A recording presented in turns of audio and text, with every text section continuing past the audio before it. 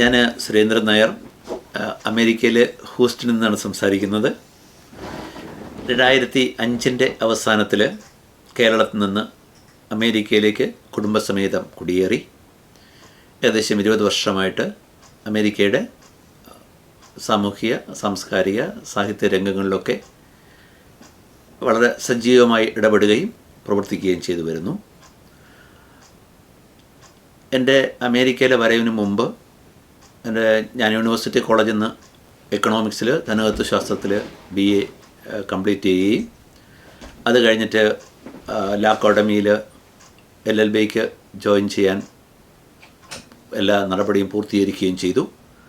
ആ സമയത്താണ് അപ്രതീക്ഷിതമായി കേരള രാജ്ഭവനിൽ ജോലി എടുത്തുകൊണ്ടിരുന്ന എൻ്റെ സഹധർമ്മിണി ശ്രീമതി ജയ, അപ്പോൾ ഇവിടെ അമേരിക്കയിലേക്ക് വരാനുള്ളൊരു താല്പര്യം.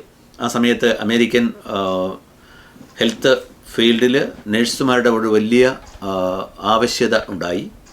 ലോകമെമ്പാടും വളരെയധികം ആനുകൂല്യങ്ങളൊക്കെ അവർ പ്രഖ്യാപിച്ച് അമേരിക്കയിലേക്ക് നഴ്സുമാർ വരുന്നൊരു സമയമായിരുന്നു. ആ സമയത്ത് രാജ്ഭവനിൽ ഇരുന്നിട്ട് ടെസ്റ്റ് എഴുതി. തികച്ചും അപ്രതീക്ഷിതമായി എല്ലാ ടെസ്റ്റും വിജയിക്കുന്നു. അത് കഴിഞ്ഞ് ബാംഗ്ലൂരിലെത്തി ഒരു ഓൺലൈൻ ഇൻ്റർവ്യൂ എടുക്കുന്നു. ആ ഓൺലൈൻ ഇൻ്റർവ്യൂവിലൂടെ ഹെൻറി ഫോർഡ് ഹെൽത്ത് സിസ്റ്റം, ഡിട്രോയിറ്റിലെ ഫോർഡ് മോട്ടോഴ്സിൻ്റെ ഉടമസ്ഥതയിലുള്ള ഹെൻറി ഫോർഡ് ഹെൽത്ത് സിസ്റ്റത്തിലേക്ക് അവൾ തിരഞ്ഞെടുക്കപ്പെടുന്നു.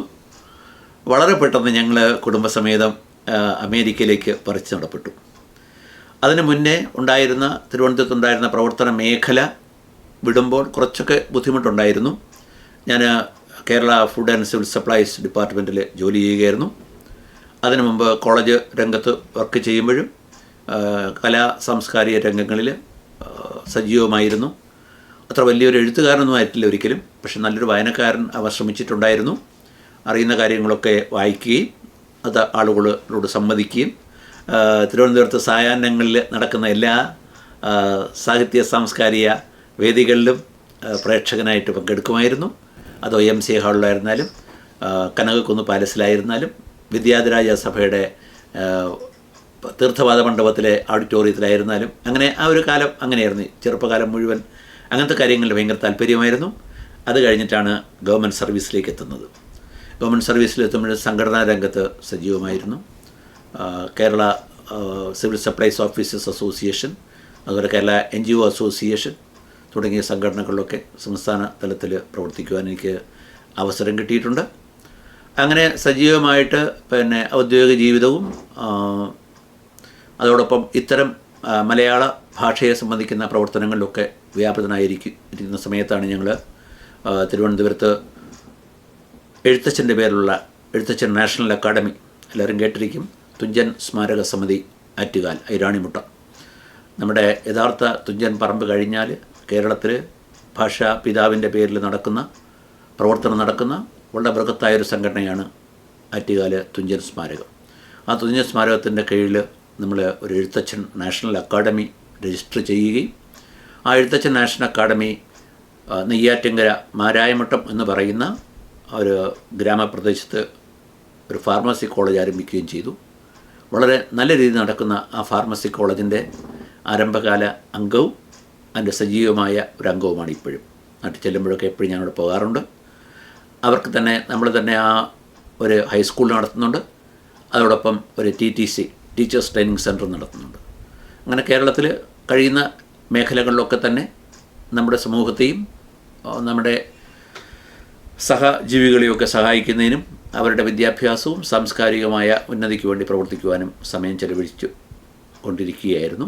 അങ്ങനെയാണ് പൊടുന്നനെ അമേരിക്കയിലേക്ക് എത്തുന്നത്. അമേരിക്കയിൽ വന്നിട്ട് ആദ്യം ഒരു പറിച്ചു നടലിൻ്റെ ഒരു വലിയ ബുദ്ധിമുട്ടുണ്ടായിരുന്നു.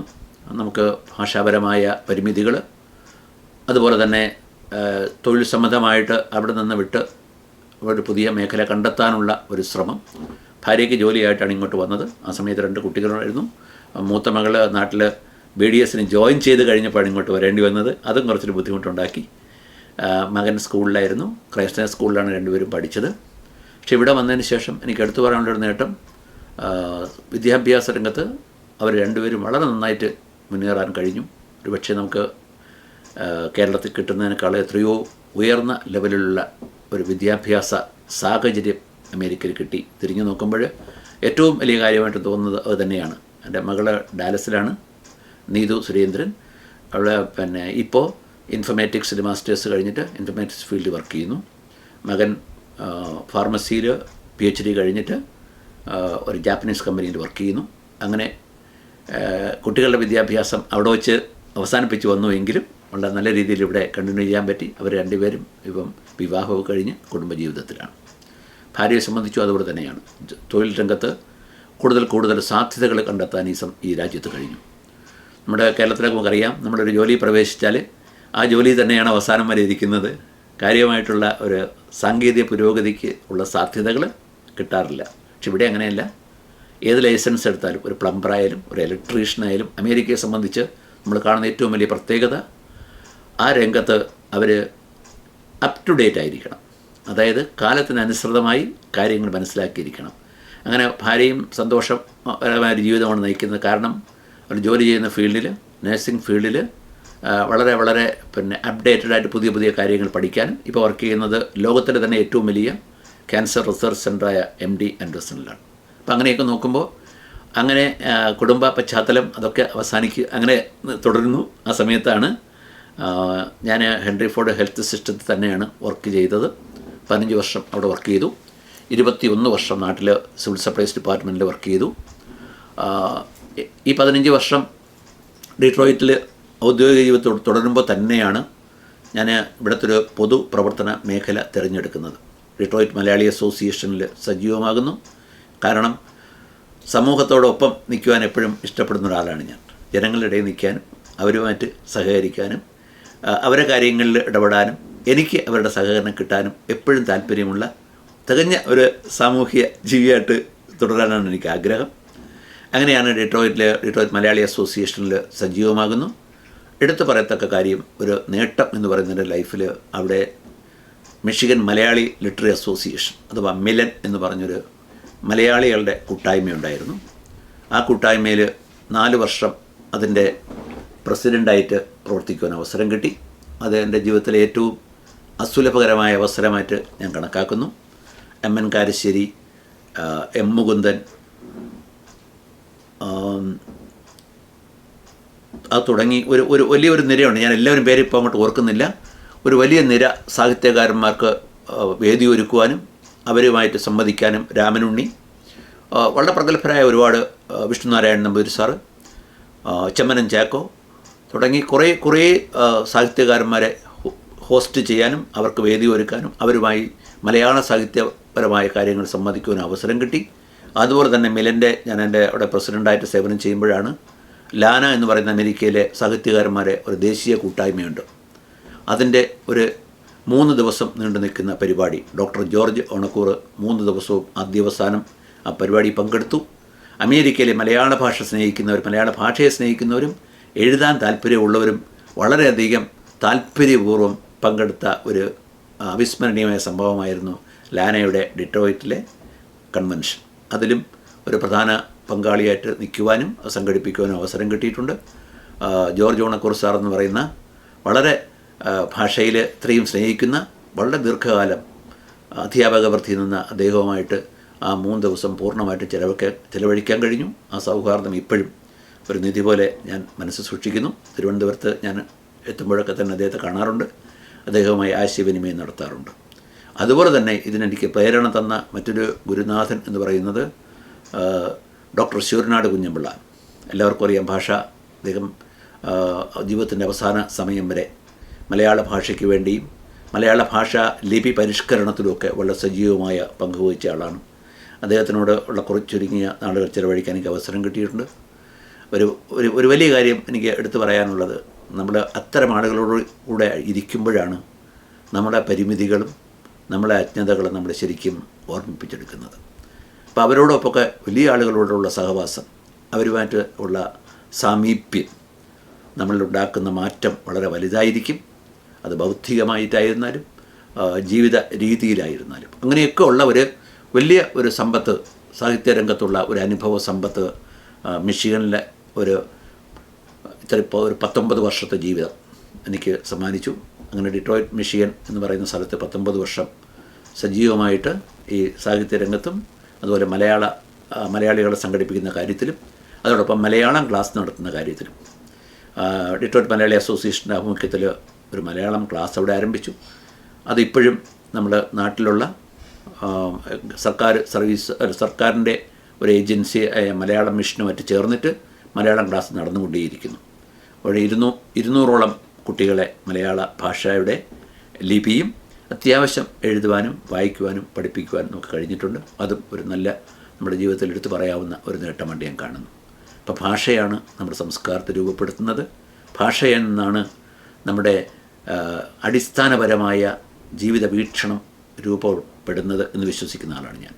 കാരണം എത്ര ഭാഷകൾ പുതിയതായിട്ട് പഠിച്ചാലും നമ്മൾ ആദ്യം പഠിക്കുന്ന ഭാഷ, അവിടുന്ന് കിട്ടുന്ന അനുഭവങ്ങൾ, അത് പകർന്നു തരുന്ന ഇൻഫർമേഷൻ അല്ലെങ്കിൽ വിവരം, അതായിരിക്കും നമ്മുടെ ജീവിതത്തിൽ നമ്മുടെ മനസ്സിൻ്റെ അടിത്തട്ടിൽ നമ്മൾ സ്വാധീനിക്കുന്നത്. അപ്പോൾ അങ്ങനെ ആ ഭാഷാരംഗത്ത് പ്രവർത്തിക്കാൻ കഴിഞ്ഞു. അത് കഴിഞ്ഞിട്ടാണ് 2023 അവസാനത്തോടു കൂടി ഇങ്ങനെ അവിടെ നിന്നും ഈ സംസ്ഥാനത്തേക്ക് മൂവ് ചെയ്യാനുള്ള അല്ലെങ്കിൽ ഇങ്ങോട്ട് താമസം മാറുവാനുള്ള ആലോചന വരുന്നത്. എൻ്റെ മകൻ ക്രൈസ്റ്റ് സ്കൂളിൽ പഠിക്കുമ്പോൾ തന്നെ സാഹിത്യരംഗത്ത് കുറച്ചൊക്കെ താല്പര്യം ഉണ്ടായിരുന്നു. സംസ്ഥാന ബാലസാഹിത്യ ഇൻസ്റ്റിറ്റ്യൂട്ട് അവൻ്റെ ഒരു കവിതാ സമാഹാരം പബ്ലിഷ് ചെയ്തിട്ടുണ്ടായിരുന്നു 6ാം ക്ലാസ്സിൽ പഠിക്കുമ്പോൾ. അപ്പം അങ്ങനെ കുടുംബത്തിലെല്ലാവർക്കും തന്നെ ഭാഷയോടും സാഹിത്യത്തോടും താല്പര്യമുണ്ട്. അവരെല്ലാവരും തന്നെ ഇതിന് വേണ്ട സഹായം തരാറുണ്ട്. എല്ലാ രീതിയിലും നമ്മുടെ പ്രവർത്തനങ്ങൾക്ക് കുടുംബത്തിൽ നല്ല സപ്പോർട്ട് കിട്ടാറുണ്ട്. ആ ഒരു ഭാഷാ പ്രവർത്തനം ഹൂസ്റ്റണിലേക്ക് വന്ന 1.5 വർഷത്തോളം കഴിയുന്ന ഹൂസ്റ്റണിലോട്ട് വന്നിട്ട് കാലാവസ്ഥാപരമായ വ്യത്യാസം, ഡിട്രോയിറ്റിൽ മിഷിഗണിലുള്ള വളരെ നല്ല ശൈത്യത്തിൻ്റെ അതിപ്രസരമുള്ള സംസ്ഥാനമാണ്. അവിടെ നിന്നിട്ട് കുട്ടികൾ ജോലി സംബന്ധമായ 2 പേരും മകനും മകളും കല്യാണം കഴിഞ്ഞതോടുകൂടി അവിടെ നിന്ന് മാറുന്നു. അങ്ങനെയാണ് ഞാൻ ഇങ്ങോട്ട് വന്നത്. അപ്പോൾ അതോടൊപ്പം എനിക്ക് പറയാനുള്ള കാര്യം, ഈ പ്രവർത്തനം സാഹിത്യരംഗത്ത് പ്രവർത്തിക്കുമ്പോൾ തന്നെ Kerala Hindus of north America എന്ന് പറയുന്ന ഒരു ദേശീയ സംഘടന ഇവിടെ ഉണ്ടായിരുന്നു. ആ സംഘടനയുമായിട്ടും ബന്ധപ്പെട്ട് പ്രവർത്തിക്കുവാൻ എനിക്ക് അവസരം ലഭിച്ചിട്ടുണ്ട്. ഞാൻ അത്ര കടുത്ത ഒരു മതവിശ്വാസിയോ അല്ലെങ്കിൽ അങ്ങനെ ഒരു മതപരമായ കാര്യങ്ങളിൽ അത്ര വ്യാപൃതനായി പ്രവർത്തിക്കുന്ന ഒരാളായിരുന്നില്ല. പക്ഷേ സനാതന ധർമ്മം, അതിൻ്റെ മൂല്യങ്ങളും എന്നെ എപ്പോഴും ആകർഷിച്ചിട്ടുണ്ട്. അങ്ങനെ സനാതന ധർമ്മ പ്രചരണാർത്ഥം ജാതിയോ മതമോ ഒന്നും കൂടാതെയുള്ള ഒരു പ്രവർത്തനം അമേരിക്കയിലാകാം എന്ന് ഒരു പ്രേരണ എനിക്ക് കിട്ടുകയും അതിൽ പ്രകാരം Kerala Hindus of north America എന്ന സംഘടനയിൽ സജീവമാവുകയും ചെയ്തിട്ടുണ്ട്.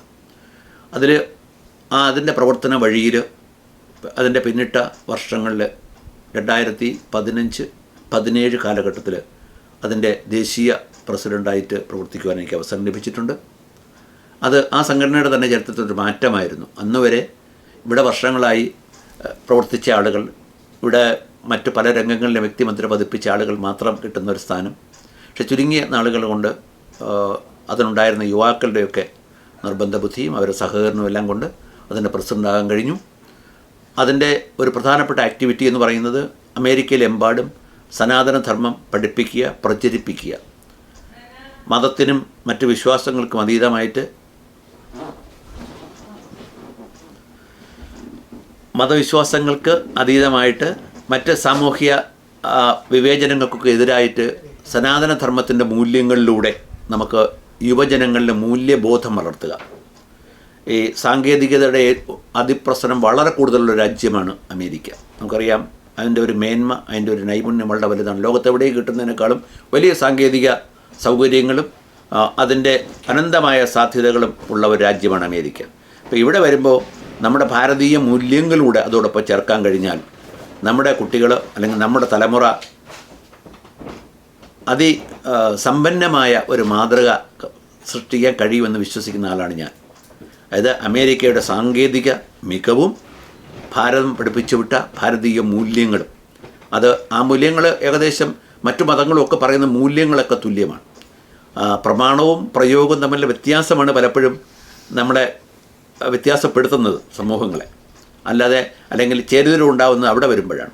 പ്രമാണമെല്ലാം തുല്യമാണ്. ഒരു മതവും പ്രമാണം പരമായി മനുഷ്യൻ്റെ നന്മയെ അല്ലെങ്കിൽ മനുഷ്യ സ്നേഹത്തെ നിഷേധിക്കുന്നില്ല. അതിൻ്റെയൊക്കെ സങ്കല്പവും അതിൻ്റെയൊക്കെ സന്ദേശവും ഒന്ന് തന്നെയാണ്. അങ്ങനെ ഉള്ള ഒരു കാഴ്ചപ്പാടിലാണ് സനാതന ധർമ്മ പ്രചരണ രംഗത്ത് ഞാൻ ആകർഷണനാകുന്നത്. ഡിട്രോയിറ്റിൽ ഞാൻ പറഞ്ഞ പോലെ കേരള ഹിന്ദുസ് ഓഫ് നോർത്ത് അമേരിക്കയുടെ ഒരു നാഷണൽ കൺവെൻഷൻ സംഘടിപ്പിക്കുന്നു. 1500ഓളം ആളുകൾ പങ്കെടുത്ത 4 ദിവസം നീണ്ടുനിന്ന ബൃഹത്തായ ഒരു കൺവെൻഷനായിരുന്നു അത്. കേരളത്തിൽ നിന്ന് രാഷ്ട്രീയ സാമൂഹ്യ രംഗത്തുള്ള വളരെ പ്രഗത്ഭരായ ആളുകൾ, സി രാധാകൃഷ്ണൻ ഉൾപ്പെടെയുള്ള സാഹിത്യരംഗത്തെ കുലപതികളെയൊക്കെ നമുക്കതിൽ ഈ 3 ദിവസവും നമുക്കവിടെ എത്തിക്കുവാൻ കഴിഞ്ഞു. അതുപോലെ തന്നെ സ്വാമി ചിദാനന്ദപുരി, സ്വാമി ബോധാനന്ദ, അങ്ങനെ തുടങ്ങിയ ആളുകൾ. കലാരംഗത്ത് നിന്ന് സുരേഷ് ഗോപി ഉണ്ടായിരുന്നു.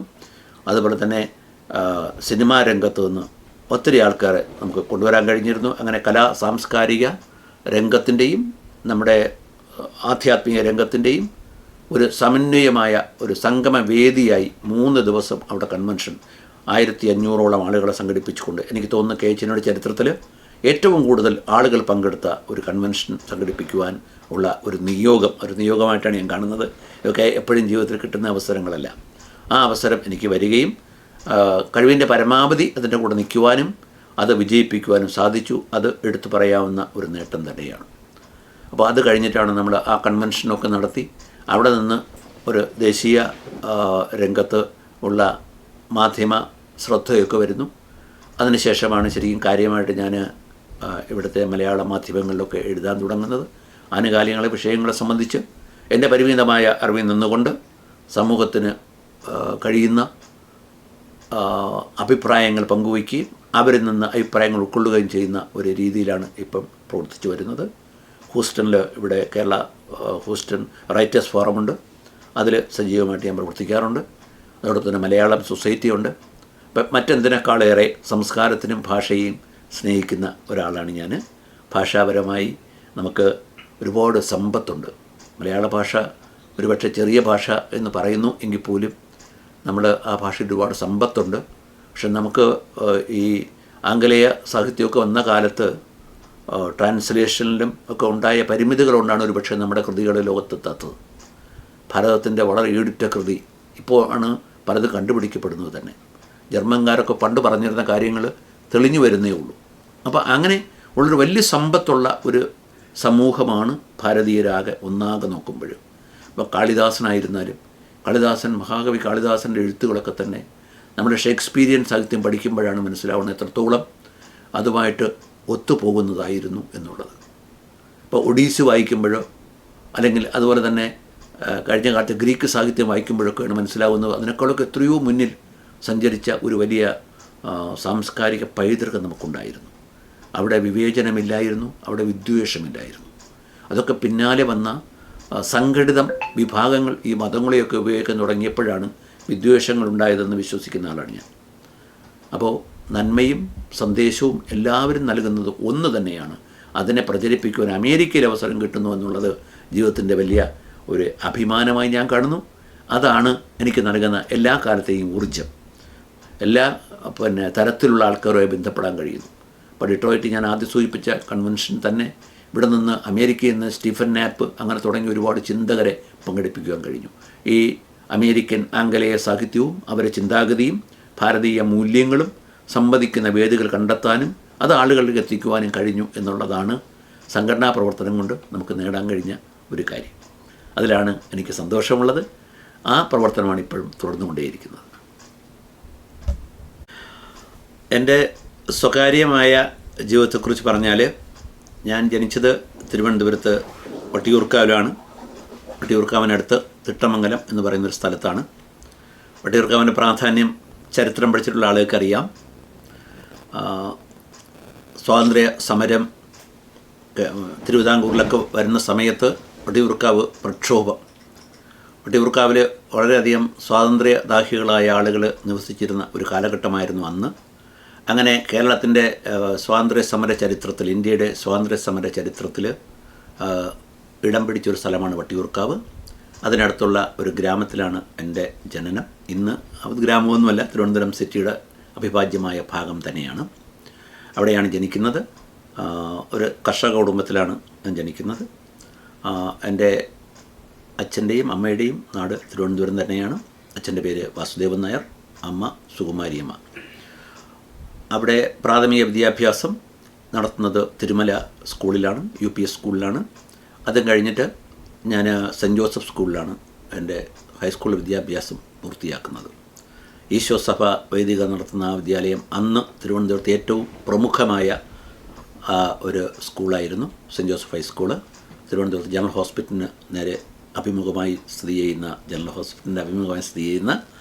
Cent Joseph high school. അന്ന് ഗവൺമെൻറ് മോഡൽ ഹൈസ്കൂളും സെൻറ്റ് ജോസഫ് സ്കൂളും തമ്മിലാണ് മത്സരം. സ്വകാര്യ സ്കൂളുകളൊന്നും അന്ന് അത്രത്തോളം പ്രാമുഖ്യം നേടിയിട്ടില്ല. ആ സമയത്ത് സ്കൂളിൽ വളരെ സജീവമായി സോഷ്യൽ സർവീസ് സ്കീമിലും അതോടൊപ്പം അന്ന് സ്കൂൾ പാർലമെൻറ്റാണ്. അന്ന് രാഷ്ട്രീയം ആ സ്കൂളിൽ ഇല്ല. ഇന്നും ഈശോസഭയുടെ സ്കൂളിൽ രാഷ്ട്രീയം അനുവദിക്കാറില്ല. പക്ഷെ അന്ന് ആ സ്കൂളിൽ ഞാൻ സ്കൂൾ സ്പീക്കറായിരുന്നു, സ്കൂൾ അസംബ്ലിയുടെ സ്പീക്കറായിരുന്നു. അവിടെ നിന്നാണ് പ്രസംഗത്തിൻ്റെയും അതുപോലെ ഉപന്യാസത്തിൻ്റെയൊക്കെ ബാലപാഠങ്ങൾ പഠിക്കുന്നത്. അന്ന് അതിനെയൊക്കെ പ്രേരിപ്പിച്ചതെന്ന് ഫാദർ കുഞ്ചറിയ. നിങ്ങൾ കേട്ടിരിക്കുക, അദ്ദേഹം ദാരുണമായൊരു സ്കൂട്ടർ അപകടത്തിലാണ് മരിച്ചത്. സെൻറ്റ് ജോസഫ് സ്കൂളിൻ്റെ ഹെഡ് മാസ്റ്ററായിരുന്നു. അതുപോലെ തന്നെ കുറേ വൈദികർ എന്നെ ഇങ്ങനെ ഈ ഒരു സാഹിത്യ അഭിരുചി വളർത്തിയതിലും പബ്ലിക് സ്പീക്കിങ്ങിൽ ആകർഷകരാക്കിയതിലുമൊക്കെ കുറേ വൈദികരെ പേരുണ്ട്. എനിക്കൊരിക്കലും മറക്കാൻ പറ്റാത്ത ജോർജ് കുര്യൻ, അതുപോലെയുള്ള കുറേ ആളുകളുണ്ട്. ഫാദർ മുരിക്കൻ, അങ്ങനെ വിശ്വേശ്വരൻ നായർ സാറ്, അങ്ങനെ കുറേ സ്കൂളിൽ എടുത്തു പറയാവുന്ന കുറേ ഗുരുഭൂതന്മാരുണ്ട്. അതോടൊപ്പം സ്കൂളിലും കോളേജിലുമൊക്കെ എന്നോടൊപ്പം പഠിച്ച ശ്രീ എം ജി രാധാകൃഷ്ണൻ, എല്ലാവർക്കും സുപരിചിതനാണ്. അദ്ദേഹം പി ഗോവിന്ദപിള്ള സാറിൻ്റെ മകനാണ്. അപ്പം രാധാകൃഷ്ണൻ ഞാനും സ്കൂളിലും കോളേജിലും ഞങ്ങൾ ഒരുമിച്ചാണ് പഠിച്ചത്. ഏകദേശം 6 വർഷം ഞങ്ങൾ സഹപാഠികളായിരുന്നു. രാധാകൃഷ്ണൻ്റെ വീട്ടിൽ പോകുമ്പോഴാണ് പുസ്തകങ്ങളോടുള്ള പ്രേമം എനിക്ക് വർദ്ധിച്ചത്. ഗോവിന്ദപിള്ള സാറിൻ്റെ വീട്ടിലുള്ളിടത്തോളം പുസ്തകം എനിക്ക് കേരളത്തിൽ ഞാൻ വേറെ ആരും വീട്ടിലും കണ്ടിട്ടില്ല. അദ്ദേഹത്തിൻ്റെ സുഭാഷ് തങ്ങളുടെ വീട്ടിലോട്ട് ചെന്ന് കഴിഞ്ഞാൽ ഒരു 4 മുറി മുഴുവൻ പുസ്തകങ്ങളാണ്. ഇത് എത്ര ജന്മം കൊണ്ട് വായിച്ചു തീർക്കാൻ പറ്റുമെന്നുള്ളത് ഞാൻ പലപ്പോഴും ആലോചിച്ചിട്ടുണ്ട്. അപ്പോൾ അദ്ദേഹം പറഞ്ഞത് എല്ലാം വായിക്കാറില്ല, ചിലതൊക്കെ റെഫറൻസാണ്. അങ്ങനെ വളരെ വളരെ വളരെ സമ്പന്നമായ ഒരു വിജ്ഞാന കേന്ദ്രമായിരുന്നു ഗോവിന്ദപിള്ള സാറിൻ്റെ വീട്. അത് രാധാകൃഷ്ണനുള്ള ബന്ധമാണ് എനിക്ക് അതിന് കാരണഭൂതമായത്. അപ്പോൾ അതുകൊണ്ട് എൻ്റെ സ്കൂൾ പഠനകാലത്ത് സുഹൃത്തുക്കളിൽ ഞാൻ എപ്പോഴും ഓർക്കുന്നത് രാധാകൃഷ്ണനെയാണ്. അത് കഴിഞ്ഞ കോളേജ് പഠനകാലത്ത് എന്നോടൊപ്പം ഉണ്ടായിരുന്നതാണ് സി ഉണ്ണിരാജയുടെ മകൻ ബാബുരാജ്. അദ്ദേഹവും ഇപ്പോൾ ചലച്ചിത്ര രംഗത്ത്, ഷോർട്ട് ഫിലിം രംഗത്തൊക്കെ വളരെ ആർജവത്തോടുകൂടി ഇടപെടുന്ന ഒരാളാണ്. അദ്ദേഹവും എൻ്റെ കോളേജ് ഫ്രണ്ടാണ്. അതിനെല്ലാം അതീതമായിട്ട് ശ്രീ പ്രിയദർശൻ, സുപ്രസിദ്ധമായ സംവിധായകൻ, സിനിമാ സംവിധായകൻ പ്രിയദർശൻ ഞങ്ങളുടെ കോളേജ് മേറ്റായിരുന്നു. അദ്ദേഹം ഇംഗ്ലീഷ്, ഞാൻ എക്കണോമിക്സുമായിരുന്നു. പക്ഷേ ഞങ്ങളെപ്പോഴും അടുത്ത് പ്രവർത്തിക്കുന്ന സഹപ്രവർത്തകരായിരുന്നു. ആ സമയത്ത് തന്നെയാണ് തിരുവനന്തപുരത്ത് ഇന്ത്യൻ കോഫി ഹൗസിനെ കുറിച്ച് നിങ്ങൾ കേട്ടിരിക്കും. ഇന്നത്തെ കോഫി ഹൗസ് അല്ല. തിരുവനന്തപുരത്തുള്ള ഒരുവിധം എല്ലാ പ്രമുഖരും ഈ വൈകുന്നേരങ്ങളിൽ സമ്മേളിക്കുന്ന ഒരു സ്ഥലമാണ് ഇന്ത്യൻ കോഫി ഹൗസ്. ആ കോഫി ഹൗസിലുള്ള നമ്മുടെ സൗഹൃദ വലയത്തിൽപ്പെട്ട ആളായിരുന്നു എന്നെക്കേട്ടും ഒരു 2-3 വയസ്സിന് താഴെയുള്ള ശ്രീ മോഹൻലാൽ, അതുപോലെ തന്നെ മണിയമ്പിള്ള രാജു. അങ്ങനെ ഒരു വലിയ സുഹൃത്ത് സംഘം തിരുവനന്തപുരത്തുണ്ടായിരുന്നു. അപ്പം അങ്ങനെയൊക്കെ അവരുമായിട്ടൊക്കെ സംവദിക്കാനും അവരുമൊക്കെ കാണുവാൻ, ആ കാലം സംസാരിക്കാനും ഒക്കെ ഒരു അവസരം ലഭിച്ചത് യൂണിവേഴ്സിറ്റി കോളേജിലെ പഠനമായിരുന്നു. പ്രീ ഡിഗ്രി പഠിച്ചത് ക്രിസ്ത്യൻ കോളേജിലായിരുന്നു. അതും കഴിഞ്ഞിട്ട് യൂണിവേഴ്സിറ്റി കോളേജിൽ എത്തുമ്പോഴാണ് ഈ സൗഹൃദം ഇത്ര വിപുലമാകുന്നത്. അങ്ങനെ വളരെ വൈപുല്യമാർന്ന ഒരു സൗഹൃദ സദസ്സ്, അവിടെ നിന്ന് കിട്ടിയ പ്രചോദനം, അതെല്ലാം നിൽക്കുമ്പോഴാണ് സർക്കാർ ജോലിയിലേക്ക് പ്രവേശിക്കുന്നത്. പിന്നെ അത് കഴിഞ്ഞിട്ട് ഈ ബന്ധങ്ങളൊക്കെ അങ്ങനെ കാര്യമായിട്ട് സൂക്ഷിക്കാൻ പറ്റിയിട്ടുണ്ടോ എന്ന് ചോദിച്ചാൽ ഇല്ല. എന്നാലും അപൂർവമായി നാട്ടിൽ പോകുമ്പോൾ അവരൊക്കെ കാണാറുണ്ട്, അവരോട്ടൊക്കെ സംസാരിക്കാറുണ്ട്. അതുപോലെ തന്നെ സംവിധായകൻ രാജീവ്നാഥിൻ്റെ സഹോദരൻ അശോകൻ, അവരൊക്കെ നമ്മുടെ അന്നത്തെ കാലത്തെ ഈ സൗഹൃദ കൂട്ടായ്മയിലെ അംഗങ്ങളായിരുന്നു. അങ്ങനെ ഒരു വലിയ ഒരു സമൂഹം അന്ന് തിരുവനന്തപുരത്തുണ്ടായിരുന്നു. പക്ഷെ അതുപോലുള്ള ഒരു സൗഹൃദ വേദികളൊക്കെ ഇപ്പോഴത്തെ ഈ പുതിയ കാലത്ത് നഷ്ടമായിട്ടുണ്ടോ എന്ന് സംശയമുണ്ട്. ഒരുപക്ഷെ നഗരവൽക്കരണത്തിൻ്റെ ഒരു അതിപ്രസരം കൊണ്ടാകാം. അതല്ല എന്നുണ്ടെങ്കിൽ സോഷ്യൽ മീഡിയ പോലുള്ള സാമൂഹ്യ രംഗത്തുള്ള ഇടപെടലുകൾ കൊണ്ട് ആളുകൾ വ്യക്തിബന്ധങ്ങളും വ്യക്തിപരമായ വേദികളും ഒക്കെ ഒഴിവാക്കുന്നതാണോ എന്ന് എനിക്കറിയില്ല. അതുപോലെ ഒരു വേദി ഇപ്പോൾ ഉണ്ടാകുന്നില്ല. അതുപോലെ തന്നെ തിരുവനന്തപുരത്ത് സെക്രട്ടേറിയറ്റിന് തൊട്ട് പുറകെ പ്രവർത്തിക്കുന്ന നാഷണൽ ക്ലബ്ബ്, ഞാൻ നാഷണൽ ക്ലബിൻ്റെ ഒരു ഭരണസമിതി അംഗമായിരുന്നു. അവിടെയും അത് പണ്ട് കാലത്തുള്ള ഒരു സങ്കല്പം, ക്ലബ്ബ് എന്ന് പറഞ്ഞാൽ ബ്രിട്ടീഷുകാരുടെ കാലത്തൊക്കെ വൈകുന്നേരങ്ങളിൽ ഒരല്പം ലഹരിയൊക്കെ നിവർന്നിരിക്കാനുള്ളൊരു സ്ഥലമായിരുന്നു. അതിനൊക്കെ മാറ്റം വരുത്തിക്കൊണ്ട് ഒരു സാംസ്കാരിക കേന്ദ്രമാറ്റി വളർത്തിയെടുക്കാൻ കുറേ കാലം അതിനോടൊപ്പം പ്രവർത്തിക്കാൻ എനിക്ക് കഴിഞ്ഞിട്ടുണ്ട്. സെക്രട്ടേറിയറ്റിൻ്റെ പുരോഭാഗത്ത് പ്രവർത്തിക്കുന്ന നാഷണൽ ക്ലബ്ബ്, അതിൽ ഒത്തിരി ആക്ടിവിറ്റീസ് ഉണ്ട് അവിടെ. എനിക്കൊന്ന് തിരുവനന്തപുരത്ത് ആദ്യമായിട്ട് കേരള ജിംഖാന കഴിഞ്ഞാൽ അടുത്തൊരു നല്ല ഫിസിക്കൽ ട്രെയിനിങ് സെൻറ്റർ തുറക്കുന്നത് തന്നെ അവിടെയാണ്. ഒരു നല്ല ജിംനാസ്റ്റിക്, അതുപോലെ തന്നെ ഒരു നല്ല വ്യായാമ പരിശീലന കേന്ദ്രം, അതോടൊപ്പം ഒരു നല്ല ഓഡിറ്റോറിയം, നല്ല ഭക്ഷണം കിട്ടുന്ന ഒരു റെസ്റ്റോറൻറ്റ്, അങ്ങനെയൊക്കെ തിരുവനന്തപുരം സിറ്റിയുടെ ഹാർട്ടായ സ്ഥലത്ത് തന്നെ സംഘടിപ്പിക്കാനും കഴിഞ്ഞിട്ടുണ്ട്. അവിടെയും ഒരുപാട് നല്ല ആൾക്കാരുമായിട്ട് അടുത്ത് പ്രവർത്തിക്കുവാൻ എനിക്ക് അവസരം ലഭിച്ചിട്ടുണ്ട്. സാഹിത്യരംഗത്തും അതുപോലെ തന്നെ ഔദ്യോഗിക രംഗത്തും അന്ന് വ്യക്തിമന്ത്രി പദവി ഒത്തിരി ആൾക്കാർ, അഡ്വക്കേറ്റ് പിരപ്പംകോട് ശ്രീധരൻ നായർ സാറ്, അതുപോലെ തന്നെ ലംബോദരൻ നായർ IPS, അങ്ങനെ ഒരു വലിയ നിര, പോലീസ് രംഗത്തും സാഹിത്യരംഗത്തും ഈ രമേശൻ നായർ, അങ്ങനെയുള്ള കുറേ ആളുകളുടെ ഒരു സംഗമ വേദിയായിരുന്നു ഇത്. ഇപ്പം സായികുമാർ ഞങ്ങളുടെ ക്ലബിൻ്റെ അന്നത്തെ മെമ്പറാണ്, ജഗദീഷ് അവിടെ മെമ്പറാണ്. അങ്ങനെയുള്ള സിനിമാ രംഗത്തും അത് സാമൂഹ്യ രംഗത്തും ഒക്കെ ഉള്ള കുറേ ആളുകളുണ്ട്. എങ്ങനെ നോക്കിയിരുന്നാലും ഒരു നല്ല ഒരു സൗഹൃദ വേദി ഇപ്പോഴും അവിടെ ഞാൻ പോകുമ്പോഴൊക്കെ അവിടെ പോകാറുണ്ട്. അവരുമായിട്ടൊക്കെ സംവദിക്കാനുള്ള അവസരം കിട്ടാറുണ്ട്. അതും ഒരു നല്ല അനുഭവമാണ്. അതൊക്കെയാണ് എൻ്റെ ഒരു സ്വകാര്യ ജീവിതത്തെ സംബന്ധിച്ച് പറയാനുള്ളത്. അപ്പോൾ സാഹിത്യ രംഗത്തുള്ള താല്പര്യം ആണ് എപ്പോഴും എന്നെ ഏറ്റവും ആകർഷിച്ചിട്ടുള്ളത്. കാരണം സ്വപ്നം കാണാനും ജീവിതത്തെ വളരെ പോസിറ്റീവായിട്ട് കാണാനും കഴിയുന്ന ഒരു മേഖല എന്ന് പറയുന്നത് സാഹിത്യം തന്നെയാണ്. ഒരുപക്ഷെ ലോകത്തെ മുമ്പോട്ട് നയിക്കുന്നത് തന്നെ, പ്രത്യാശ പകരുന്നത് തന്നെ എഴുത്തുകാരാണ്. അപ്പോൾ എല്ലാ കാലത്തും ഞാൻ ഒരിക്കലും വിട്ട് നിൽക്കാൻ ആഗ്രഹിക്കാത്ത ഒരു മേഖലയാണ് സാഹിത്യം. ഇവിടെ വന്നതിന് ശേഷം നമുക്ക് അമേരിക്കയിലുള്ള ഒരു പരിമിതി എന്ന് പറയുന്നത് പുസ്തകങ്ങൾ കിട്ടാനുള്ള സാധ്യത കുറവാണ്. ഇപ്പോൾ ഇംഗ്ലീഷ് പുസ്തകങ്ങൾ കിട്ടും, പക്ഷേ ഇംഗ്ലീഷ് പുസ്തകങ്ങൾ വായിക്കാറുണ്ട്. എന്നാൽ എപ്പോഴും നമ്മളെ ആകർഷിക്കപ്പെടുന്നത് നമ്മുടെ പരിസരം അഡ്രസ്സ് ചെയ്യുന്ന പുസ്തകങ്ങളായിരിക്കും. അതായത് പുസ്തകങ്ങളിലൂടെ സഞ്ചരിക്കാൻ നമുക്ക് കഴിയണമെങ്കിൽ കുറേയൊക്കെ സുപരിചിതമായ ഒരു ചുറ്റുപാടുകളായാൽ അത് വളരെ നന്നായിരിക്കും എന്ന് വിശ്വസിക്കുന്ന ഒരാളാണ്. അതാണ് എപ്പോഴും മലയാള സാഹിത്യത്തിലോട് നമ്മൾ അടുപ്പിച്ച് നിർത്തുന്നത്. അപ്പോൾ SK പൊറ്റക്കാടിൻ്റെ പുസ്തകങ്ങൾ വായിക്കുമ്പോൾ നമുക്ക് വളരെയധികം ഒരു മലയാളം മണ്ണിൻ്റെ ഗന്ധം സാഹിത്യം മാത്രമല്ല വരുന്നത്. അത് MD ആയിരുന്നാലും M മുകുന്ദനായിരുന്നാലും സേതു ആയിരുന്നാലും അങ്ങനെയുള്ള എല്ലാ എഴുത്തുകാരെയും വായിക്കാൻ ഞാൻ ശ്രമിക്കാറുണ്ട്. അതോടൊപ്പം പുതിയ തലമുറയിലേക്ക് വരുമ്പോൾ സുഭാഷ് ചന്ദ്രനുണ്ട്, സന്തോഷ് കുമാറുണ്ട്, സന്തോഷ് എച്ചിക്കാനുമുണ്ട്. അതെല്ലാം കഴിഞ്ഞിട്ട് ഇപ്പം വളരെ പോപ്പുലറായ റാം കെയർ ഓഫ് ആനന്ദി എഴുതിയ ധർമ്മടം, അദ്ദേഹത്തിൻ്റെ പുസ്തകവും ഞാൻ വായിക്കാറുണ്ട്. അതിനെയൊക്കെ സംബന്ധിച്ച് ആ വായന പങ്കുവയ്ക്കാനുള്ള വേദി ഇവിടെ ഉണ്ട് എന്നുള്ളതാണ് നാട്ടിൽ നിന്നുള്ള ഒരു വ്യത്യാസം. നാട്ടിൽ നമുക്ക് പലപ്പോഴും അങ്ങനത്തെ വേദികളിൽ BJT ഹാളിലൊക്കെ പണ്ട്, ഇപ്പോൾ അതിൻ്റെ ഹാളിൻ്റെ പേര് മാറ്റിയെങ്കിലും YMCA ഹാൾ, അവിടെയൊക്കെ സാഹിത്യ ചർച്ച നടക്കുമെങ്കിലും വളരെ പരിമിതമായ സദസ്സാണ്. പക്ഷെ അതിനേക്കാളേറെ അമേരിക്കയിൽ എനിക്ക് തോന്നുന്നത് കുറെക്കൂടെ സജീവമായിട്ട് സാഹിത്യ രംഗത്തെ അറിയാൻ താല്പര്യമുള്ള ഒരു തലമുറ ഇവിടെ ഉണ്ട്. ആ തലമുറയുമായിട്ട് നമുക്ക് വായന അനുഭവം നമുക്ക് പങ്കുവയ്ക്കാൻ കഴിയും. അതൊരു വലിയ കാര്യമാണ്. അപ്പോൾ അങ്ങനെയുള്ള അവസരങ്ങൾ എനിക്ക് പലപ്പോഴും ലഭിച്ചിട്ടുണ്ട്. പല എഴുത്തുകാരുടെയും പുസ്തകങ്ങൾ അവിടെ നമ്മൾ ചർച്ച ചെയ്യാറുണ്ട്. ആ ചർച്ചയിൽ മറ്റാളുകളെ പുസ്തകം വായിക്കാനുള്ള പ്രേരണ ഉണ്ടാക്കാൻ കഴിയും. അറിയാത്ത കാര്യമാണെങ്കിൽ അവരത് പഠിക്കും കൂടുതലായിട്ട്. അപ്പം റാം കെയർ ഓഫ് ആനന്ദി വളരെ വിവാദമായ ഒന്നാണ്. ആ പുസ്തകത്തിന് നാഷണൽ അവാർഡ് കൊടുത്തപ്പോൾ അവാർഡിൻ്റെ സങ്കല്പത്തെ തന്നെ ആളുകൾ പലരും ചോദ്യം ചെയ്യുന്നതായിട്ട് ഞാൻ സാമൂഹ്യ മാധ്യമങ്ങളിലൊക്കെ വായിച്ചു. പക്ഷേ ഇത്രത്തോളം റീഡബിലിറ്റി ഉള്ളൊരു പുസ്തകം, ആളുകളെ വായിക്കാൻ പ്രേരിപ്പിക്കുന്ന, ഇപ്പോൾ ജനകീയ സാഹിത്യം എന്നൊക്കെ പറയുമ്പോൾ അത് ഓരോരുത്തരുടെയും സങ്കല്പം അനുസരിച്ചാണ് ഓരോന്നിനെയും വിലയിരുത്തുന്നത്. അത് ആത്മനിഷ്ഠമാണ് തീർച്ചയായും, അത് യാതൊരു സംശയവുമില്ല. നമുക്കറിയാം, നമ്മളൊക്കെ പഠിക്കുന്ന, നമ്മളൊക്കെ കോളേജ് കാലത്ത് നമ്മൾ ചങ്ങമ്പുഴയെക്കുറിച്ച് പുരോഗമന കലാസാഹിത്യ സംഘം എന്ന് പറയുന്ന ആളുകൾ നടത്തിയിരുന്ന വിലയിരുത്തലുകൾ എന്ത് വികലമായ വിലയിരുത്തലായിരുന്നുള്ളത് നമുക്ക് പിന്നെ പഠിക്കുമ്പോഴാണ് മനസ്സിലാകുന്നത്.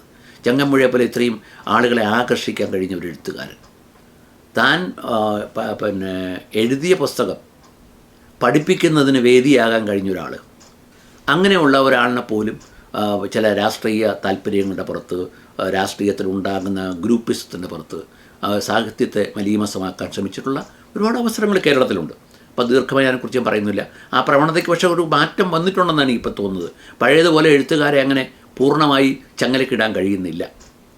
പലപ്പോഴും എനിക്ക് തോന്നാറുണ്ട്, ഇപ്പോൾ ആരാച്ചാർ എന്ന് പറയുന്ന പുസ്തകം വായിച്ചു കഴിയുമ്പോൾ KR മീരയോട് എനിക്കുണ്ടാകുന്ന ഒരു അടുപ്പം, പക്ഷെ അവരെടുക്കുന്ന രാഷ്ട്രീയ നിലപാടുകൾ, അവരെ കൊണ്ടെത്തിക്കുന്ന ചില സങ്കേതങ്ങൾ നമ്മളിൽ നിരാശ ഉണർത്താറുണ്ട്. അപ്പോൾ അതിനോടാണ് നമുക്ക് വ്യത്യാസം. പക്ഷേ ഇങ്ങനെ ഇപ്പോൾ ചങ്ങമ്പുഴ മുതൽ ഇങ്ങോട്ട് എല്ലാവരെയും ആസ്വദിക്കാൻ നമുക്ക് കഴിയണമെങ്കിൽ വളരെ തുറന്ന ഒരു മനസ്സ്, ഒരാസ്വാദന ശേഷി, നമ്മളോട് മാത്രം സ്വകാര്യമായി ഒരു എഴുത്തുകാരൻ സംസാരിക്കുന്നു എന്നൊരു ഫീല്, എന്നൊരു വികാരം ഒരു കൃതിക്ക് ഉണ്ടാക്കാൻ കഴിഞ്ഞാൽ മാത്രമേ നമ്മളെ ആ കൃതിയോട്ട് അടുപ്പിക്കാറുള്ളൂ. എപ്പോഴും ചില പുസ്തകങ്ങൾ നമ്മൾ എത്ര പ്രാവശ്യം വായിച്ചാലും നമ്മൾ മാറ്റി വയ്ക്കാറില്ല. അപ്പോൾ രണ്ടാം ഊഴം ഒരു ഉദാഹരണം ഞാൻ പറയുന്നത്, രണ്ടാം ഊഴത്തിൻ്റെ കഥയിൽ ഭീമന് കൊടുക്കുന്ന ആ ഒരു പ്രാധാന്യം പിന്നെ ഈ ശരിക്കും പറഞ്ഞാൽ ആധ്യാത്മികവാദികളുടെ ഭാഗത്ത് അത് നീതീകരിക്കപ്പെടുന്നുണ്ടോ ഇല്ലയോ വിവാദങ്ങൾ അതൊക്കെ അങ്ങ് മാറ്റി വച്ചിട്ട് നമ്മളതിൻ്റെ സാഹിത്യപരമായ മേന്മയിലേക്ക് മാത്രം പോകുമ്പോൾ, അതിലുള്ള സാഹിത്യ അംശങ്ങൾ ആസ്വദിക്കാൻ കഴിയുമ്പോൾ അതൊരു ബൃഹത്തായ പുസ്തകമാണ്. അതുപോലെ തന്നെയാണ് ഒ.വി. വിജയൻ്റെ പുസ്തകവും. ഇപ്പം ഖസാക്ക് വായിക്കുമ്പോൾ ഖസാക്ക് നൽകുന്ന ഒരു സന്ദേശം, അവിടെ കുഞ്ഞാമിനെ ഉണ്ടാവുന്നുണ്ട്, അവിടെ രവി ഉണ്ടാവുന്നു, ഈശ്വരവിശ്വാസി ഉണ്ടാവുന്നു, അതോടൊപ്പം ഖബർസ്ഥാനങ്ങൾ ആരാധിക്കുന്നവരുണ്ടാകുന്നു. ഇതിനെയൊക്കെ സമന്വയിപ്പിച്ചുകൊണ്ട് ഒരു കേരളീയത നമ്മുടെ ഭാഷയിൽ കൊണ്ടുവരാൻ കഴിഞ്ഞത് അത് ഒ.വി. വിജയന് മാത്രമേ ഉള്ളൂ. ആ ഒ.വി. വിജയനെയും ഞാൻ നേരത്തെ പറഞ്ഞതുപോലെ CIAയുടെ ഏജൻ്റ് എന്ന് ചാപ്പ കുത്താൻ നമ്മൾ ചില സാഹിത്യ കൂട്ടായ്മകൾ ശ്രമിച്ചിട്ടുണ്ട്. അപ്പോൾ അതൊക്കെ അങ്ങ് മാറ്റി വച്ചിട്ട് അത്തരം പിന്നെ പ്രവണതകളൊന്നും ഇല്ലാത്തൊരു വിലയിരുത്തലിൻ്റെ വേദിയാണ് അമേരിക്ക എന്നെനിക്ക് പറയുവാൻ കഴിയും. വളരെ വളരെ സന്തോഷമുള്ളൊരു കാര്യമാണ്. ഇവിടെ അങ്ങനെ ഈ രാഷ്ട്രീയത്തിൻ്റെ അതിപ്രസരമൊന്നുമില്ല. നമ്മുടെ നാട്ടിൽ നിന്ന് വ്യത്യസ്തമായൊരു കാര്യം, തെരഞ്ഞെടുപ്പുകളിൽ മാത്രം രാഷ്ട്രീയം വരികയും തെരഞ്ഞെടുപ്പ് കഴിയുമ്പോൾ രാജ്യം മുന്നിൽ വരികയും ചെയ്യുന്ന ഒരു സ്ഥിതിവിശേഷമാണ്. അതാണ് അമേരിക്കൻ രാഷ്ട്രീയത്തിൻ്റെ ഏറ്റവും വലിയ പ്രത്യേകത. ഇപ്പോൾ സാംസ്കാരികമായി നമ്മൾ അമേരിക്കയിൽ ഒരുപാട് കുഴപ്പമുണ്ട്, മൂല്യങ്ങളില്ല എന്ന് പറയുമ്പോൾ ഞാൻ അതിനോട് യോജിക്കുന്ന ഒരാളല്ല.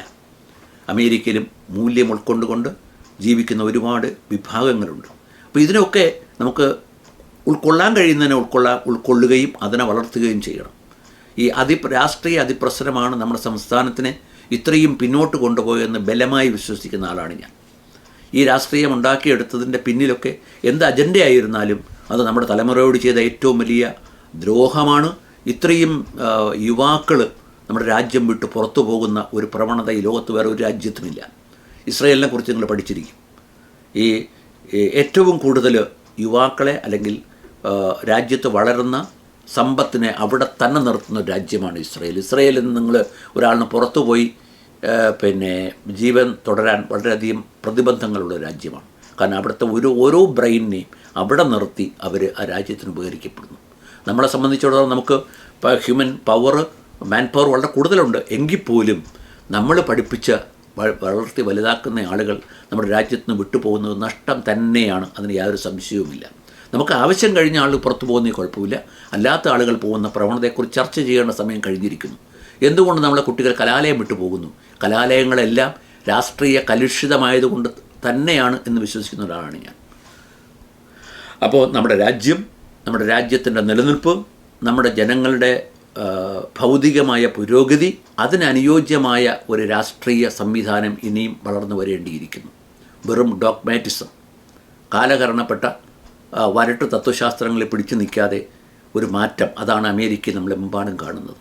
അപ്പോൾ ഇവിടുത്തെ പ്രസിഡന്റ് ട്രംപിൻ്റെ ഭരണത്തെക്കുറിച്ചൊക്കെ വ്യത്യസ്തമായ അഭിപ്രായങ്ങളുണ്ട്. പക്ഷേ അതിനെയൊക്കെ അതിജീവിക്കാൻ ഈ രാജ്യത്തിന് കഴിയും. അതാണ് ഇവിടുത്തെ ഒരു പ്രത്യേകത. ഇതിനെയൊക്കെ അതിജീവിക്കുന്ന ഒരു ജനവിഭാഗം ഇവിടെ ഉണ്ടാകും. അവർ കാലാകാലങ്ങളിൽ അതനുസരിച്ച് മുന്നോട്ട് പോകും. പിന്നെ ദൈനംദിന വ്യക്തി ജീവിതത്തിൽ രാഷ്ട്രീയത്തിൻ്റെ ഇടപെടൽ സ്വാധീനം വളരെ കുറവാണ് എന്നുള്ളതാണ്. നമ്മളിവിടെ എല്ലാ കാര്യത്തിലും അച്ഛനും മകനും വഴക്കുണ്ടായാൽ അതിൽ രാഷ്ട്രീയം കാണുന്ന കേരളം ഈ കാലത്ത് ഒരിക്കലും അനുയോജ്യമായ ഒരു രീതിയിലല്ല പോകുന്നത് എന്ന് ബലമായി വിശ്വസിക്കുന്ന ഒരു നല്ല വിഭാഗം ചെറുപ്പക്കാരാണ് ആ രാജ്യം വിടുന്നത്, ആ സംസ്ഥാനം വിടുന്നത് എന്നാണ് ഇവിടെ വരുന്ന ആൾക്കാരോട് സംസാരിക്കുമ്പോൾ മനസ്സിലാകുന്നത്.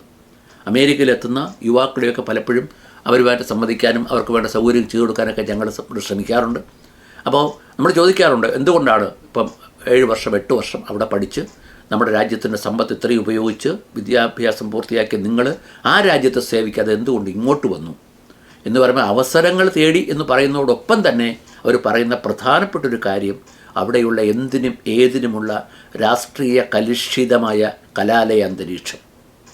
തൊഴിൽ രംഗത്തായാലും അങ്ങനെ തന്നെ, നിയമനങ്ങളിലേക്കായിരുന്നാലും അല്ലെങ്കിൽ കോമ്പിറ്റൻസിയെ അംഗീകരിക്കാത്തൊരു സമൂഹം, വെറും ശുപാർശകളും രാഷ്ട്രീയ അടിമത്വവും നിലനിർത്താൻ വേണ്ടി മാത്രം പോകുന്ന ഒരു രാഷ്ട്രീയ സാമൂഹ്യ പശ്ചാത്തലം, അതിൽ നിന്നൊരു മോചനമാണ് നമ്മൾ ആഗ്രഹിക്കുന്നത്.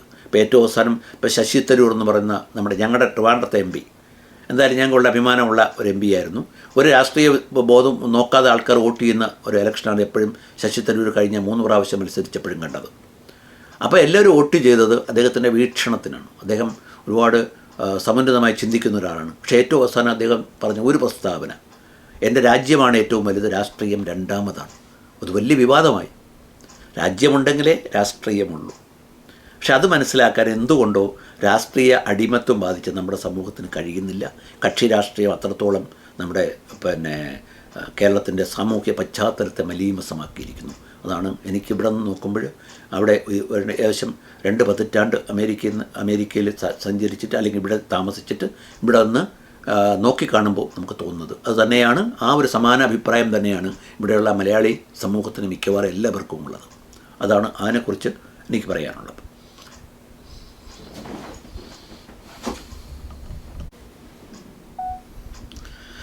കേരളത്തിൽ സർക്കാർ സർവീസിലായിരുന്നപ്പോൾ എനിക്കുണ്ടായ അനുഭവങ്ങൾ ഓർത്തെടുക്കുമ്പോൾ എനിക്ക് ഏറ്റവും കൂടുതൽ അഭിമാനം പകരുന്നത് സിവിൽ സപ്ലൈസ് ഡിപ്പാർട്ട്മെൻറ്റിൽ ഞാൻ ജോലി ചെയ്തുകൊണ്ടിരിക്കുമ്പോൾ ശ്രീ ജി കാർത്തികേയൻ മന്ത്രിയായതാണ്.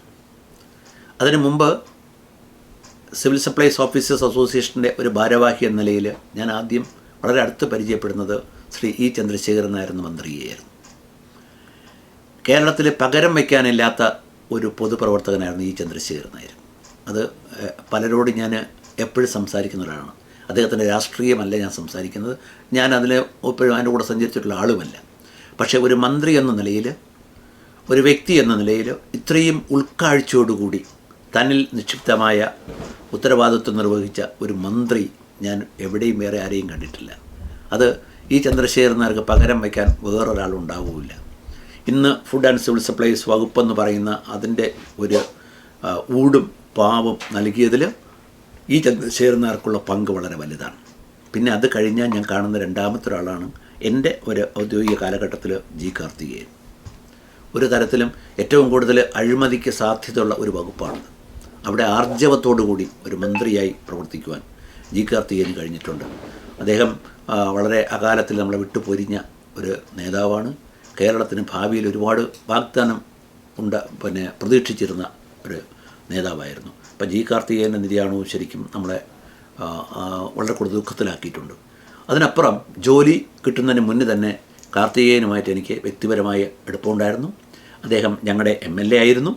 അദ്ദേഹം MLA ആയിട്ട് മത്സരിക്കുന്ന സമയത്ത് അദ്ദേഹത്തിനോടൊപ്പം അദ്ദേഹത്തിൻ്റെ ഒരു ഇലക്ഷൻ ഏജൻറ്റ് എന്ന നിലയിൽ തന്നെ ആ മണ്ഡലത്തിൽ അങ്ങോളം ഇങ്ങോളം സഞ്ചരിക്കാനും അദ്ദേഹത്തിന് ഒരുപാട് കാര്യങ്ങൾ പഠിക്കുവാനും എനിക്ക് അവസരം ലഭിച്ചിട്ടുണ്ട്. അപ്പോൾ അങ്ങനെ ജി കാർത്തികേയൻ, ഇ ചന്ദ്രശേഖരൻ നായർ, അവർ രണ്ടുപേരും സിവിൽ സപ്ലൈസ് ജീവിതകാലത്ത് നമ്മുടെ ഒരിക്കലും മറക്കാൻ പറ്റാത്ത 2 മന്ത്രിമാരായിരുന്നു. അപ്പം അതിനിടയ്ക്ക് പലരും വന്നു പോയിട്ടുണ്ട്, TH മുസ്തഫയൊക്കെ പോലുള്ള. പക്ഷേ അവരെയൊക്കെ താരതമ്യപ്പെടുത്തുമ്പോൾ ഈ 2 പേരുകൾ ഒരിക്കലും നമുക്ക് ഒന്നാമത് ഇ ചന്ദ്രശേഖരൻ നായരും രണ്ടാമത് ജി കാർത്തികേയനും എന്നും നമ്മുടെ സ്മരണയിൽ തിളങ്ങി നിൽക്കുന്ന ഒന്നാണ്. അപ്പോൾ ഔദ്യോഗിക ആ സമയത്ത് തന്നെയാണ് ഞാൻ നായർ സർവീസ് സൊസൈറ്റിയുമായിട്ട് ബന്ധപ്പെട്ട് കുറേ കാലം പ്രവർത്തിക്കുവാൻ എനിക്ക് അവസരം കിട്ടിയിട്ടുണ്ട്. കാരണം രാഷ്ട്രീയം സർക്കാർ ഉദ്യോഗസ്ഥന് നിശ്ചിതമാണ് അവിടെ. അതുകൊണ്ട് ആ സമയത്ത് അങ്ങനെ കുറേ പ്രവർത്തനങ്ങൾ നടത്തുവാൻ കഴിഞ്ഞിട്ടുണ്ട്. അപ്പോൾ നായർ സർവീസ് സൊസൈറ്റിയുടെ പ്രവർത്തനവുമായിട്ട് ബന്ധപ്പെട്ട് കേരളത്തിലെ മിക്കവാറും എല്ലാ താലൂക്കുകളിലും സഞ്ചരിക്കുവാനും അവിടേക്കുള്ള വേദികളിൽ പങ്കുകൊള്ളാനും എനിക്ക് അവസരം ലഭിച്ചിട്ടുണ്ട്. അവിടെയും നമുക്ക് എടുത്തു പറയാനുള്ള കുറേ നല്ല മാതൃകകളുണ്ട്. അപ്പോൾ ഈ നാരായണക്കുറുപ്പ് സാറ്, അർഗച്ചാൽ എന്ന് പറയുമ്പോൾ നമുക്ക് പെട്ടെന്ന് ഓർമ്മ വരുന്ന അദ്ദേഹത്തിനെയാണ്. അപ്പോൾ അദ്ദേഹത്തിൻ്റെ മകനിപ്പോൾ രാഷ്ട്രീയത്തിലുണ്ട്, പക്ഷേ അതിൽ നിന്ന് വ്യത്യസ്തമാണ് കുറുപ്പ് സാറ്. കുറുപ്പ് സാർ ഒരു അധ്യാപകൻ എന്ന നിലയിൽ, അതുപോലെ തന്നെ ഒരു പൊതുപ്രവർത്തകൻ എന്ന നിലയിൽ എല്ലാ വിഭാഗത്തിനെയും ആകർഷിക്കുന്ന ഒരു വലിയ സ്വഭാവ വിശേഷം അദ്ദേഹത്തിനുണ്ടായിരുന്നു. അതുപോലെ ശ്രീ തേറമ്പിൽ രാമകൃഷ്ണൻ സ്പീക്കറായിരുന്നു. കേരള നിയമസഭയിൽ സ്പീക്കറായിരുന്ന തേറമ്പിൽ രാമകൃഷ്ണനുമായിട്ട് അടുത്ത് പ്രവർത്തിക്കുവാൻ എനിക്ക് അവസരമുണ്ടായിട്ടുണ്ട്. അപ്പം അദ്ദേഹം ഇപ്പോൾ ആരോഗ്യപരമായി കുറച്ച് പരിമിതികളുണ്ട്, വിശ്രമ ജീവിതത്തിലാണ്. അദ്ദേഹത്തിൻ്റെ പ്രവർത്തനവും എല്ലാ കാലത്തും നമുക്ക് ഊർജ്ജം പകരുന്ന ഒന്നാണ്. ഈ പറഞ്ഞ ആളുകളൊക്കെ തന്നെ അഴിമതി അല്ലെങ്കിൽ നമ്മൾ ഇന്ന് കാണുന്ന ഈ രാഷ്ട്രീയത്തിലെ മാലിന്യങ്ങൾ ഒട്ടും ബാധിക്കാത്ത ആളുകളാണ്. അതുപോലെ തന്നെ അഡ്വക്കേറ്റ് ജനറലായിരുന്ന CK ശിവശങ്കര പണിക്കർ കേരളത്തിൻ്റെ അഡ്വക്കേറ്റ് ജനറലായിരുന്ന ആളാണ്. ശ്രീ കിടങ്ങൂർ ഗോപാലകൃഷ്ണപിള്ള, അങ്ങനെ ഒരു പിടി നേതാക്കളുടെ പേര് പറയാൻ പറ്റും. ഇന്നും നമ്മൾ കാണുന്നതിൽ നിന്ന് വ്യത്യസ്തമാണ്. ഒരുപക്ഷെ ഇങ്ങനെ ആയിരുന്നു അവരെന്ന് ചോദിച്ചാൽ പുതിയ തലമുറയ്ക്ക് പലർക്കും അറിയില്ല. MP മന്മഥൻ സാറിനോടൊപ്പം എനിക്ക് പ്രവർത്തിക്കാൻ അവസരം ലഭിച്ചിട്ടുണ്ട്. അദ്ദേഹത്തിനോടൊപ്പം ഒരു വെയിലിൽ മദ്യനിരോധനത്തിന് വേണ്ടി പോയി സമരം ഒരുക്കിയ അവസരം ലഭിച്ചിട്ടുണ്ട്.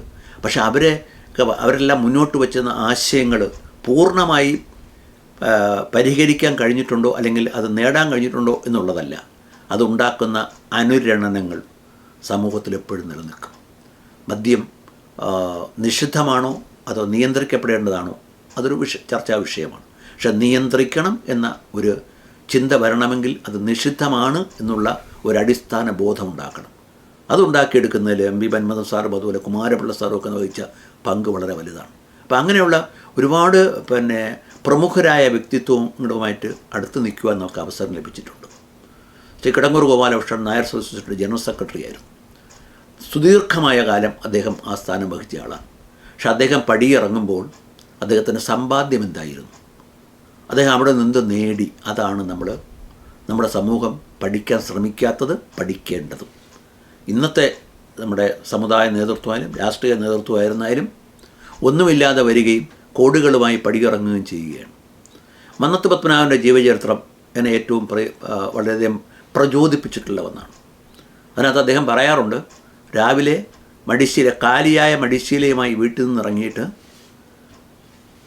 എല്ലാ സ്ഥലത്തു നിന്നും കിട്ടുന്ന ധനം, നായർ സർവീസ് സൊസൈറ്റിയുടെ രൂപീകരണത്തിന് വേണ്ടി അദ്ദേഹം സമാഹരിക്കുന്ന പണം ഏത് രാത്രിയായാലും ഓഫീസിൽ കൊണ്ട് വച്ചിട്ടേ വീട്ടിൽ പോകാറുള്ളൂ. അതൊരു വലിയ തത്വമാണ്. പൊതുപണം ഇരിക്കേണ്ടത് പൊതുജന ഓഫീസിലായിരിക്കണം. ഒരിക്കൽ പോലും നായർ സർവീസ് സൊസൈറ്റിയുടെ 1 രൂപയും കൊണ്ട് അദ്ദേഹം വീട്ടിൽ പോയിട്ടില്ല എന്നുള്ളത് ആ ജീവചരിത്രം എൻ്റെ ഇവിടുത്തെ പുസ്തകശേഖരത്തിലുണ്ട്. അതെന്നെ വളരെ ആകർഷിച്ചൊരു കാര്യമാണ്. ആ പൈസ അദ്ദേഹം ആ ഓഫീസിൽ കൊണ്ട് വെച്ചിട്ടേ പോകും. അപ്പോൾ ഡ്രൈവർ ആ കാലത്ത് പറയുമായിരുന്നു, അപ്പോൾ ഇനിയിപ്പോൾ 1 മണിയെല്ലാം കഴിഞ്ഞു, രാവിലെ പോരെ. അല്ലല്ല, ഇത് സൊസൈറ്റിയുടെ പൈസയാണ്, അത് സൊസൈറ്റിയുടെ ഓഫീസിലാണ് സൂക്ഷിക്കേണ്ടത്. അത്തരം മാതൃകകൾ നമുക്ക് നഷ്ടപ്പെടുന്നു എന്ന് ബലമായി നമ്മൾ സംശയിക്കേണ്ടതുണ്ട്. ഇപ്പം ഞാൻ നേരത്തെ കിടങ്ങൂർ ഗോപാലകൃഷ്ണൻ്റെ കാര്യം പറഞ്ഞു. അദ്ദേഹം നായർ സർവീസ് സൊസൈറ്റിയുടെ ദീർഘകാലം ജനറൽ സെക്രട്ടറി ആയിരുന്നു. അദ്ദേഹം പടിയിറങ്ങുമ്പോൾ സ്വന്തമായിട്ട് അദ്ദേഹം എന്ത് സമ്പാദിച്ചിരുന്നു, അതാണ് നമ്മൾ മനസ്സിലാക്കേണ്ടത്. അതുതന്നെയാണ് മന്മഥൻ സാറിൻ്റെ ജീവിതത്തിൽ നമ്മൾ നോക്കേണ്ടത്. അങ്ങനെയുള്ള വ്യക്തിത്വങ്ങളെ ആദരിക്കുന്ന ഒരു പ്രവണത ഉണ്ടാക്കിയെടുക്കേണ്ടിയിരിക്കുന്നു. അത് ഒരുപക്ഷെ AK ആൻ്റണിയുടെ കാര്യത്തിലായിരുന്നാലും ഉമ്മൻചാണ്ടിയുടെ കാര്യത്തിലായിരുന്നു നമുക്ക് അനുകരണീയമാണ്. അങ്ങനെയുള്ള വ്യക്തിത്വങ്ങളെ അടുത്തറിയുവാനും അവരെ അടുത്ത് നിൽക്കുവാനും അവസരം ലഭിച്ചിട്ടുണ്ട് എന്നുള്ളത് എൻ്റെ ജീവിതത്തിലെ ഏറ്റവും പ്രധാനപ്പെട്ട നാഴികക്കല്ലായി ഞാൻ കണക്ക് കൂട്ടുകയാണ്. അതോടൊപ്പം ഇപ്പോഴത്തെ ഒരു പ്രവർത്തന രംഗത്ത് ഉള്ള ഒരു കാര്യം കൂടെ ഞാൻ പറഞ്ഞ് അവസാനിപ്പിക്കാം. ഞാൻ നേരത്തെ സൂചിപ്പിച്ച പോലെ കേരള ഹിന്ദുസ് ഓഫ് നോർത്ത് അമേരിക്കയുടെ ഒരു പ്രവർത്തകനാണ് ഞാൻ ഇപ്പോഴും ഈ സമയത്തും. അതിൻ്റെ ഭാരവാഹിയും അതിൻ്റെ മറ്റ് സ്ഥാനങ്ങളൊന്നും ഇല്ലെങ്കിലും അതിൻ്റെ ഒരു മുൻ പ്രസിഡൻ്റ് എന്ന നിലയിൽ ഞാൻ ആ രംഗത്ത് ഇപ്പോഴും സജീവമാണ്. അപ്പോൾ അവിടെ ഒരു വ്യത്യസ്തമായ ഒരു സമീപനം എടുക്കാൻ ഞാൻ പലപ്പോഴും ശ്രമിച്ചിട്ടുള്ളത് മതപരമായ സംഘർഷങ്ങൾ ഉണ്ടാകാതിരിക്കുക എന്നുള്ളതാണ്. മതവും മതവിശ്വാസങ്ങളും എപ്പോഴും താത്വികമായിരിക്കണം. നമ്മുടെ ആളുകളിലൂടെ ഉദ്ബോധനത്തിലൂടെ വേണം നമുക്ക് ആളുകളിൽ പരിവർത്തനമുണ്ടാക്കാൻ. ഇപ്പോൾ സനാതനധർമ്മം ഒരിക്കലും ഒരു മതവിശ്വാസത്തിന് പരിമിതപ്പെടുത്താൻ പാടില്ല. അതിൽ ഉൾക്കൊള്ളുന്ന എല്ലാ തത്വശാസ്ത്രങ്ങളും അത് മാനവികത നിറഞ്ഞതാണ്. അത് മുഴുവൻ സമൂഹത്തിനും ഉൾക്കൊള്ളാൻ കഴിയുന്നതാണ്. മതങ്ങൾ ഉണ്ടാകുന്നതിന് മുന്നേ ഉണ്ടായതാണ്. അപ്പോൾ അതിൻ്റെ ഒരു നന്മയാണ് എന്നെ അതിലേക്ക് ആകർഷിച്ചിരിക്കുന്നത്. ആ രംഗത്ത് ഞാനിപ്പോഴും അമേരിക്കയിലെമ്പാടും അത്തരം സംഘടനകൾ ഉണ്ടാക്കിയെടുക്കുന്നത് പ്രാദേശികമായി ഏകദേശം ഒരു 20ഓളം സംഘടനകൾ രൂപീകരിക്കപ്പെടുന്നതിൽ പങ്കാളിയാകാനോ അതോടൊപ്പം നിൽക്കാനോ എനിക്ക് കഴിഞ്ഞിട്ടുണ്ട്. അത് നമ്മുടെ സമൂഹത്തിന് നൽകുന്ന സന്ദേശം വളരെ വലുതാണ്. അങ്ങനെയുള്ള മൂല്യവത്തായ ഒരു സമൂഹത്തെ വാർത്തെടുക്കുവാൻ നമുക്ക് അവശേഷിക്കുന്ന ജീവിതം കൂടെ ചെലവഴിക്കാൻ സന്തോഷമാണ്. അതിനുള്ള ഒരു അവസരം ഉണ്ടാകട്ടെ എന്ന് മാത്രമാണ് ഞാൻ എപ്പോഴും പ്രാർത്ഥിക്കുന്നത്. അതാണ് എനിക്ക് നിങ്ങളോട് പറയാനുള്ളത്. Thank you sir. ഹ്യൂസ്റ്റൺ വോയിസിനോട് ഇത്രയും കാര്യങ്ങൾ വിശദീകരിച്ച് തന്നതിൽ ഒരുപാട് സന്തോഷമുണ്ട്. സാറിനെ കണ്ട കാലം മുതൽ കൂടുതൽ പരിചയപ്പെടുവാൻ ഞാൻ ആഗ്രഹിച്ചിരുന്നു. ഒരു 2 കാര്യങ്ങളോട് ചോദിച്ചാൽ, സാറിൻ്റെ കുടുംബത്തിൽ സാഹിത്യത്തോട് ഇത്ര അഭിരുചിയുള്ള ആരെങ്കിലും ഉണ്ടായിരുന്നോ? സാറിൻ്റെ പേരൻസ് എന്തായിരുന്നു? രണ്ടാമത് സാറ് വായിച്ച കൃതികൾ, ഏറ്റവും ഇഷ്ടപ്പെട്ട എഴുത്തുകാരൻ അല്ലെ കൃതികൾ ഏതാണ്? മൂന്നാമത് സാറിൻ്റെ കുടുംബ പശ്ചാത്തലം ഒന്നുകൂടെ ഒന്ന് മക്കളെ പറ്റി വിടുന്നു. എൻ്റെ വ്യക്തിപരമായ കാര്യത്തെക്കുറിച്ച് പറഞ്ഞാൽ ഞാനൊരു കർഷക കുടുംബത്തിലാണ് ജനിച്ചതെന്ന് ആദ്യമേ ഞാൻ പറഞ്ഞു. അത്ര വലിയ സാഹിത്യ ചുറ്റുപാടിലുള്ള ഒരു കുടുംബമൊന്നും ആയിരുന്നില്ല. പക്ഷേ എൻ്റെ സാഹിത്യ രംഗത്തേക്കുള്ള വരവെന്ന് പറഞ്ഞാൽ എൻ്റെ സ്കൂൾ വിദ്യാഭ്യാസ കാലമാണ്. നേരത്തെ സൂചിപ്പിച്ചതുപോലെ ഈശോസഭ വൈദികര സ്കൂളിലാണ് ഞാൻ പഠിച്ചത്. അവിടെ നിന്ന് ലഭിച്ച സാഹിത്യപരമായ പ്രോത്സാഹനമാണ് പുസ്തകങ്ങൾ വായിക്കാനും പുസ്തകങ്ങളെ സ്നേഹിക്കുവാനും എന്നെ നിർബന്ധിതനാക്കിയത്. എല്ലാ കാലത്തും എനിക്ക് എൻ്റെ ഏറ്റവും പ്രിയപ്പെട്ട എഴുത്തുകാരൻ എന്ന് പറഞ്ഞാൽ അത് ഓരോ തലമുറയ്ക്കും വ്യത്യാസമാണ്. ഒരു കാലത്ത് എസ്.കെ. പൊറ്റക്കാടായിരുന്നു. എസ്.കെ. പൊറ്റക്കാട് എന്ന് കേട്ടാൽ എനിക്ക് അദ്ദേഹത്തിൻ്റെ കൃതികൾ, അദ്ദേഹത്തിൻ്റെ സഞ്ചാര സാഹിത്യം അത് ഒരിക്കലും മറക്കാൻ കഴിയില്ല. അവിടെ നിന്ന് പുതിയ പുതിയ കാര്യങ്ങൾ മനസ്സിലാക്കുമ്പോൾ അത് പതുക്കെ വളരുന്നു. അത് വളർന്നിട്ട് അത് ഒ.വി. വിജയനിലേക്ക് എത്തുന്നു. ഖസാക്ക് വായിച്ചു കഴിഞ്ഞപ്പോഴാണ് ഇങ്ങനെയാണ് സാഹിത്യത്തിലെ പരിണതി ഉണ്ടാകുന്നത്, പരിണാമം ഉണ്ടാകുന്നത്. അപ്പോൾ അവിടെ എത്തുന്നു. കവിയെ നോക്കുമ്പോൾ ശരിക്കും ചങ്ങമ്പുഴയായിരുന്നു എൻ്റെ ഏറ്റവും പ്രിയപ്പെട്ട കവി എങ്കിൽ അത് പിന്നെ മധുസൂദനൻ നായരിലേക്ക് മാറുന്നു. ആ മധുസൂദനൻ നായരും കൃതികൾ വായിച്ച് അതിൽ ചൊല്ലാനിങ്ങനെ പഠിച്ചുകൊണ്ടിരിക്കുമ്പോഴാണ് ശരിക്കും അയ്യപ്പ പണിക്കർ വരുന്നത്. അയ്യപ്പ പണിക്കരുടെ കവിതകളിലും എനിക്ക് വളരെ ഇഷ്ടമുണ്ട്. വളരെ വളരെ വളരെ പുരോഗമനാത്മകമായി വളരെ സറ്റയറിക്കായിട്ട് അദ്ദേഹം കാര്യങ്ങളെ പണിക്കർ സാർ പറഞ്ഞിട്ടുണ്ട്. എനിക്കൊരു ആ വരികൾ ഇപ്പോഴും മനസ്സിലെപ്പോഴും സൂക്ഷിക്കുന്ന ഒരാളാണ് ഞാൻ. അതും കഴിഞ്ഞ് പുതിയ തലമുറയിലേക്ക് വരുമ്പോൾ ഞാൻ നേരത്തെ സൂചിപ്പിച്ച പുതിയ തലമുറ എഴുത്തുകാരെയൊക്കെ ഞാൻ വായിക്കാറുണ്ട്. ഇപ്പോൾ എം.ഡി. വാസുദേവൻ നായർ ഞാൻ വളരെ ഇഷ്ടപ്പെടുന്ന ആളാണ്. എന്നാൽ അതോടൊപ്പം തന്നെ സേതുവിനെ, ഇപ്പോൾ പാണ്ഡവപുരമൊക്കെ വായിക്കുമ്പോൾ സേതു എന്ന എഴുത്തുകാരൻ മറക്കാൻ കഴിയുന്നില്ല. അതുപോലെ സുഭാഷ് ചന്ദ്രൻ്റെ നോവൽ. അപ്പോൾ എല്ലാത്തിനും ഒരു വ്യത്യസ്തതയാണ്. ഇപ്പോൾ ഒരു എഴുത്തുകാരനെ മാത്രം നമുക്ക് കാണാൻ കഴിയില്ല നമ്മുടെ മുഴുവൻ താല്പര്യങ്ങളും പൂർത്തീകരിക്കപ്പെടുന്നത്. ഒരു തലമുറയുടെ കഥ പറയുന്ന പുസ്തകങ്ങളാണ് പലതും നോക്കിയിട്ടുള്ളത്. ഇപ്പോൾ വിലാസിനുള്ള അവകാശികൾ വായിക്കാൻ ശ്രമിച്ചിട്ടുണ്ട്. പക്ഷേ അത് പൂർത്തിയാക്കാൻ കഴിഞ്ഞിട്ടില്ല. കാരണം അത്രയും ബൃഹത്തായ ഒരു പുസ്തകം, അത്രത്തോളം അതിനകത്തൊരു വായനാക്ഷമത നിലനിർത്താൻ കഴിഞ്ഞുവെന്ന് എനിക്കൊരു സംശയമുണ്ട്. പക്ഷേ എം.കെ. മേനോൻ സാറിന് എനിക്കിഷ്ടമാണ്. അദ്ദേഹം ഞങ്ങളെ തിരുമല താമസിച്ചിരുന്ന ഒരാളാണ്. എനിക്ക് പരിചയപ്പെടാനും സംസാരിക്കാനും സാധിച്ചിട്ടുള്ള ആളാണ്. എന്നാലും ഞാൻ പറഞ്ഞത്, എഴുത്തുകാർ എന്ന് പറയുമ്പോൾ ഓരോരുത്തർക്കും അവരുടേതായ ഒരു സന്ദേശം പറയാനുണ്ടാവും. അവർക്ക് സ്വകാര്യമായി നമ്മളോട് എന്തെങ്കിലും പറയാനുണ്ടാവും. ആ സ്വകാര്യതയെ കണ്ടെത്തുന്നിടത്താണ് സാഹിത്യകാരനിലുള്ള നമ്മുടെ താല്പര്യം ജനിക്കുന്നത്, നിലനിന്ന് പോരുന്നത്. അത് നിലനിർത്താൻ കഴിയുന്ന എഴുത്തുകാരൻ എപ്പോഴും തലമുറകൾ പിന്നിടുന്ന എഴുത്തുകാരൻ തന്നെയായിരിക്കും. അതുകൊണ്ടാണ് മാധവിക്കുട്ടി ഇപ്പോഴും നമ്മളുടെ ജീവിക്കുന്നത്. മാധവിക്കുട്ടിയുടെ കൃതികളിൽ നമ്മളോട് ചില കാര്യങ്ങൾ മാധവിക്കുട്ടി പറഞ്ഞത് എന്നോട് മാത്രം പറഞ്ഞാണെന്ന് എനിക്ക് തോന്നുന്നു എന്നുള്ളത് കൊണ്ടാണ് ഞാൻ ആ പുസ്തകത്തിനെ ഇപ്പോഴും നെഞ്ചോട് ചേർത്ത് അവരുടെ പുസ്തകങ്ങൾ വായിക്കുന്നത്. അതാണ് സാഹിത്യം സംബന്ധിച്ച് എനിക്ക് പറയാനുള്ളത്. എല്ലാ എഴുത്തുകാരും, ആ എഴുത്തുകാർക്ക് വായനക്കാരിൽ ഒരു സ്വകാര്യത ഉണ്ടാക്കാൻ കഴിഞ്ഞാൽ, സ്വകാര്യത ജനിപ്പിക്കാൻ കഴിഞ്ഞാൽ അദ്ദേഹത്തിൻ്റെ കൃതികൾ കാലാതീതമാകും എന്നാണ് ഞാൻ വിശ്വസിക്കുന്നത്. പുതിയ തലമുറയിലുള്ള എഴുത്തുകാരോട് വളരെ പ്രതീക്ഷയുള്ള ഒരാളാണ് ഞാൻ. അല്ലാതെ സാഹിത്യം മരിക്കുന്നു എന്ന് ഞാൻ വിശ്വസിക്കുന്നില്ല.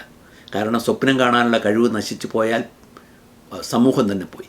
അപ്പോൾ അതോടൊപ്പം ആർട്ടിഫിഷ്യൽ ഇൻ്റലിജൻസിനെ കുറിച്ചുകൂടെ പറയേണ്ടിയിരിക്കുന്നു. അതായത് നിർമ്മിത ബുദ്ധി. ഇപ്പം ChatGPT എവിടെയെങ്കിലും ഒരു തീം കൊടുത്താൽ ഇന്ന് കഥ വരുന്ന ഒരു കാലമാണ്, അല്ലെങ്കിൽ കവിത വരുന്നൊരു കാലമാണ്. പക്ഷെ അവിടെ നമുക്ക് നഷ്ടപ്പെടുന്ന മാനവികതയുണ്ട്. മാനവികത ഒരിക്കലും ഒരു നിർമ്മിത ബുദ്ധിക്കുണ്ടാക്കാൻ കഴിയുന്ന ഒന്നല്ല. മാനവികത നമ്മുടെ മനസ്സിൻ്റെ നൈർമല്യത്തിൽ നിന്നും ഉദയം കൊള്ളുന്ന ഒന്നാണ്. മാനവികത നഷ്ടപ്പെട്ടാൽ മനുഷ്യൻ തന്നെ നഷ്ടപ്പെട്ടു എന്നുള്ളതാണ്. അപ്പോൾ അതുകൊണ്ട് ഈ നിർമ്മിത ബുദ്ധിയുടെ സാധ്യതകൾ നമുക്ക് അതൊരു ടൂള് മാത്രമാണ്, അതൊരു സാധ്യതയാണ്. അത് ഉപയോഗിക്കുന്നതിൽ മുൻകരുതലുണ്ടാകണം. അതായത് കമ്പ്യൂട്ടർ വന്നപ്പോൾ ആളുകൾ എതിർത്ത പോലെ അതിനെ എതിർക്കുന്നതിൽ അർത്ഥമില്ല. കമ്പ്യൂട്ടർ, ഞാനൊക്കെ സർക്കാർ സർവീസ് പ്രവർത്തിക്കുന്ന കാലത്ത് കമ്പ്യൂട്ടറിനെതിരായിട്ട് ജാഥയില്ലാത്ത ഒരു ദിവസവും ഇല്ലായിരുന്നു തിരുവനന്തപുരത്തൊന്നും. ആ കമ്പ്യൂട്ടറിന് ഇന്നത്തെ സ്ഥാനം എന്താണ്? അപ്പോൾ അത് കാലഹരണപ്പെട്ട ചില ആശയങ്ങളെ കൊണ്ടുവരുന്നതുകൊണ്ടാണ്. പക്ഷെ അതേപോലെ നമുക്കത് എങ്ങനെ ഉപയോഗപ്പെടുത്താം, നിർമ്മിത ബുദ്ധിയുടെ സാധ്യതകൾ ഉപയോഗപ്പെടുത്തുന്നത് നല്ല രീതിയിൽ മാത്രമായിരിക്കണം എന്നാണ് എനിക്ക് പറയാനുള്ളത്. സാഹിത്യത്തിൽ ഇപ്പോൾ കൃതി എഴുതി തരുമ്പോൾ കൃതിക്ക് മറ്റെല്ലാം ഉണ്ടാകും.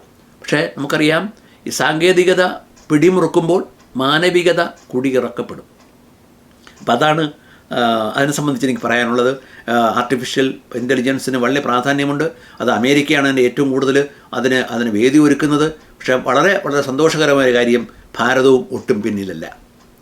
ആർട്ടിഫിഷ്യൽ ഇൻ്റലിജൻസിൻ്റെ സാധ്യതകൾ ഉപയോഗപ്പെടുത്താൻ നമ്മുടെ രാജ്യവും ഈ ലോകത്തിനോടൊപ്പം ഒന്നാം കിട ശ്രേണിയിലേക്ക് ഉയർന്നു വരുന്നുള്ളത് നമുക്ക് ഒരു ഭാരതീയ എന്ന നിലയിൽ അഭിമാനമുള്ള കാര്യമാണ്. അതാണ് എനിക്ക് അക്കാര്യത്തിൽ പറയാനുള്ളത്. Thank you so much. ഒരു മിനിറ്റ്. ഏത് ട്യൂണാണേലും എന്താ ചെയ്യണം?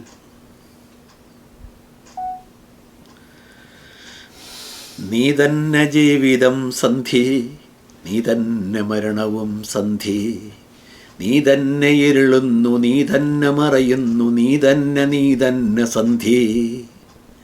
നിൻ കണ്ണിലുറയുന്നു നിബിഡാന്തകാരം, നിൻ ചുണ്ടിലുറയുന്നു ഘനശൈത്യഭാരം. നിന്നിൽ ജനിക്കുന്നു രാത്രികൾ പകലുകൾ, നിന്നിൽ മരിക്കുന്നു സന്ധി. നീ സന്ധ്യ തൻ ജനനി, നീ മൃത്യു തൻ കമനി, നീ സർവ സൗഭാഗ്യ സമ്പൽ സമൃദ്ധി.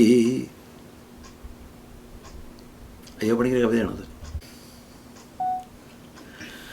അല്ല, സനാതനം എന്ന വാക്കിനെ കുറിച്ച് ചോദിച്ചുകൊണ്ട് ഞാൻ പറയുകയാണ്. അപ്പോൾ സനാതന ധർമ്മം എന്ന ഭാരതീയ ധർമ്മസങ്കല്പത്തെ വിശേഷിപ്പിക്കാറുണ്ട്. അപ്പോൾ സനാതനം എന്ന് പറഞ്ഞാൽ എവർ ലാസ്റ്റിംഗ്, ഒരിക്കലും നശിക്കാത്തത് എന്നാണ് അർത്ഥം. അത് തെറ്റായിട്ട് മതത്തിനെക്കുറിച്ച് പലരും പറയാറുണ്ട്. ഒരു മതം സനാതനമായതുകൊണ്ട് ആ മതം ഒരിക്കലും നശിക്കില്ല. മതമല്ല, അതിലെ സംഹിതയാണ് പ്രാധാന്യം. അപ്പോൾ സനാതനമായിരിക്കുന്നത് അതിലെ ആപ്തവാക്യങ്ങളാണ്. ഒരു ഉദാഹരണം പറഞ്ഞാൽ പ്രജ്ഞാനം ബ്രഹ്മ, അത് ലോകം എത്ര മാറിയാലും അത് മാറുന്നില്ല. ജ്ഞാനത്തിൻ്റെ ഒരു ആധികാരികത ഉറപ്പിക്കുന്നു. തത്വമസി, അതായത് അത് നീയാകുന്നു. അതായത് ദൈവസങ്കല്പം, ദൈവം എന്ന് പറയുന്നത് നിന്നിൽ തന്നെയാണ്. അത് സനാതനമാണ്, അതൊരിക്കലും മാറുന്നില്ല. അങ്ങനെയുള്ള ആപ്തവാക്യങ്ങളാണ് സനാതനമാകുന്നത്, ഒരു മതമല്ല. മതം പ്രതിനിധാനം ചെയ്യുന്ന ആപ്തവാക്യങ്ങൾ. ഇപ്പം ഹൈന്ദവ തത്വസംഹിത അനുസരിച്ച് രൂപം കൊണ്ട് കുറേ വാക്കുകളുണ്ട്. വേദ ഉപനിഷത്തുകളിൽ പറയപ്പെടുന്ന കുറേ വാക്കുകൾ, ആ വാക്കുകളൊക്കെ ആപ്തവാക്യങ്ങളാണ്. അത് സനാതനമാണ്, അതൊരിക്കലും നശിക്കില്ല. ഏത് ചിന്താഗതി വന്നാലും, ഏത് മതം വന്നാലും, ഏത് രാഷ്ട്രീയം വന്നാലും, പുതിയ സാഹചര്യങ്ങൾ എന്ത് തന്നെ വന്നാലും സ്ഥിരമായി നിലനിൽക്കുന്ന കുറേ കാര്യങ്ങളുണ്ട്. അങ്ങനെ സ്ഥിരമായി നിലനിൽക്കുന്നതിനെയാണ് സനാതനം എന്ന് പറയുന്നത്. അതൊരിക്കലും നശിക്കുന്നില്ല.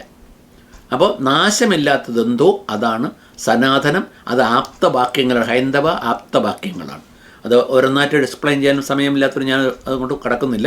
അങ്ങനെയുള്ള ആ പ്രിൻസിപ്പിൾസ്, അല്ലെങ്കിൽ സ്ഥിരപ്രതിഷ്ഠ നേടിയ പ്രതിഷ്ഠിതമായ കുറേ തത്വങ്ങളുണ്ട്. ആ തത്വങ്ങൾക്കാണ് നാശമില്ലാത്തത്, അതാണ് സനാതനം.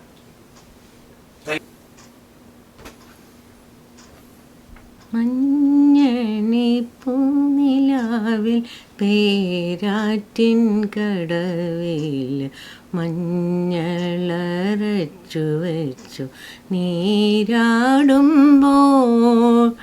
മഞ്ഞണി പൂനിലാവിൽ പേരാറ്റിൻ കടവിങ്കൽ മഞ്ഞളരച്ചു വെച്ചു നീരാടുമ്പോൾ, മഞ്ഞണി പൂനിലാവിൽ.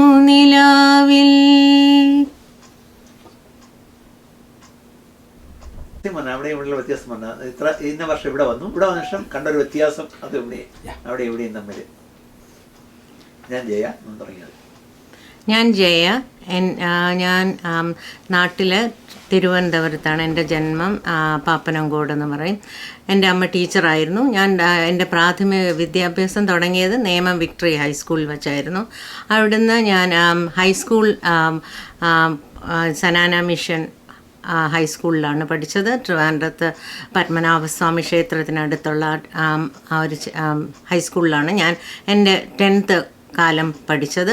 അത് കഴിഞ്ഞിട്ട് ഞാൻ ഡിഗ്രിക്ക് എൻ്റെ നാടായ പാപ്പനംകോടിനടുത്തുള്ള കരമന NSS കോളേജിൽ പഠിച്ചു. അത് കഴിഞ്ഞിട്ട് എനിക്ക് നഴ്സിംഗ് എൻ്റെ പ്രൊഫഷൻ, അമ്മ ടീച്ചറായ കാര്യം അമ്മയുടെ സഹോദരിമാരായ ഒരു വല്യമ്മയാണ് എന്നെ വളർത്തിയത്. അപ്പോൾ അമ്മയുടെയൊക്കെ അസുഖം വന്നപ്പോൾ ഹോസ്പിറ്റലിൽ ഞാൻ കൂടെ നിൽക്കുകയുണ്ടായിരുന്നു. അപ്പോൾ അവിടെ വെച്ച് ഞാൻ നഴ്സസിനെ കണ്ടു. അവരുടെ ആ ഒരു പ്രത്യേക പേഷ്യൻറ്റിനെ ട്രീറ്റ് ചെയ്യുന്ന ഒരു പരിഗണനയും ഒരു ആത്മാർത്ഥതയും കണ്ടിട്ട് എനിക്ക് I want to be a nurse. So ഞാൻ നഴ്സിംഗ് കഴിഞ്ഞത് ട്രിവാൻഡ്രത്ത് government nursing school general hospital. അത് കഴിഞ്ഞിട്ട് ഞാൻ അവിടെ 20 years ഞാൻ അവിടെ വർക്ക് ചെയ്തു. അത് കഴിഞ്ഞ് ഞാൻ ഇവിടുത്തെ ടെസ്റ്റുകളെല്ലാം പാസ്സായി, IELTS, CGNS എല്ലാം പാസ്സായിട്ട് ഇവിടെ ഞാൻ 2006 Henry Ford health system in Michigan ഞാൻ സ്റ്റാർട്ട് ചെയ്തു. ഞാൻ അവിടെയും അവിടുത്തെ നഴ്സിംഗ് ഇവിടുത്തെ നഴ്സിംഗ് തമ്മിൽ ഞാൻ കണ്ട ഡിഫറൻസ് എന്ന് പറയാൻ, ഞാൻ അവിടെ നഴ്സിംഗ് ഈസ് ജസ്റ്റ് ലൈക്ക് നമ്മുടെ ഒരു നഴ്സിംഗ് പാസ്സായ പിന്നെ നമ്മൾ ബുക്ക് അടച്ചു വെച്ചു, പിന്നെ നമ്മൾ നഴ്സിംഗിൻ്റെ വേറെ ഒന്നും പഠിക്കത്തില്ല. അത് തന്നെയാണ് റിപ്പീറ്റ് ചെയ്തുകൊണ്ടിരിക്കുന്നത്. നമുക്ക് അപ്ഡേറ്റ് ആയിട്ടുള്ള ഒരു കാര്യങ്ങളും നമ്മൾക്ക് ബൈ പ്രൊഫഷൻ നമുക്ക് കിട്ടത്തില്ല. ഇവിടെ വന്ന് every year and every quarterly നമ്മൾ അവരെ പഠിപ്പിച്ചെടുക്കും. ന്യൂവസ്റ്റ് മെഡിക്കേഷൻസ്, ഏതൊക്കെ പ്രൊസീജിയറുണ്ട്, പിന്നെ അപ്ഡേറ്റ് ആയിട്ട് every year we have to do some education to complete our licence, and every 2 yearly we have to update our nursing CUs. So that's like നമ്മളെപ്പോഴും update ആയിരിക്കും നമ്മുടെ പ്രൊഫഷനിൽ. എന്തെങ്കിലും new things comes we have to do that. So yearly and every monthly we have like nursing different courses നമുക്ക് എടുക്കാം, update ആക്കാം, and we can നമുക്ക് പഠിക്കാം, വീണ്ടും പഠിക്കാം. ഞാൻ എൻ്റെ ബാച്ചിലേഴ്സ് ഓഫ് നഴ്സിംഗ് പാസ്സായത് after coming here in 2006, and I'm still learning every monthly, and we have every 2 yearly we have to do our update our CEs, and we have to do redo our license. That's like very important here. So that's the difference. പിന്നെ അവിടെ എൻ്റെ കുട്ടികൾ ഇവിടെ വന്നിട്ട് എല്ലാവരും നല്ല professionally well ക്വാളിഫൈഡായി, they are all working, and I have one grandchild, and another ഒരു കുഞ്ഞു മോൻ ഒരു കുട്ടി കൂടെ വരാൻ പോകുന്നു, എൻ്റെ മോൻ്റെ കുട്ടി. She's carrying now. So it's like we have lot of opportunities here in America. feel the difference is like in India we only have like we studied in we finished our nursing school in 2010 or 6 or whatever year, and we still we on that till end of our retirement. Here there is lot of difference. We have to educate ourselves, we have to do whatever things to finish our update our nursing career, and they will be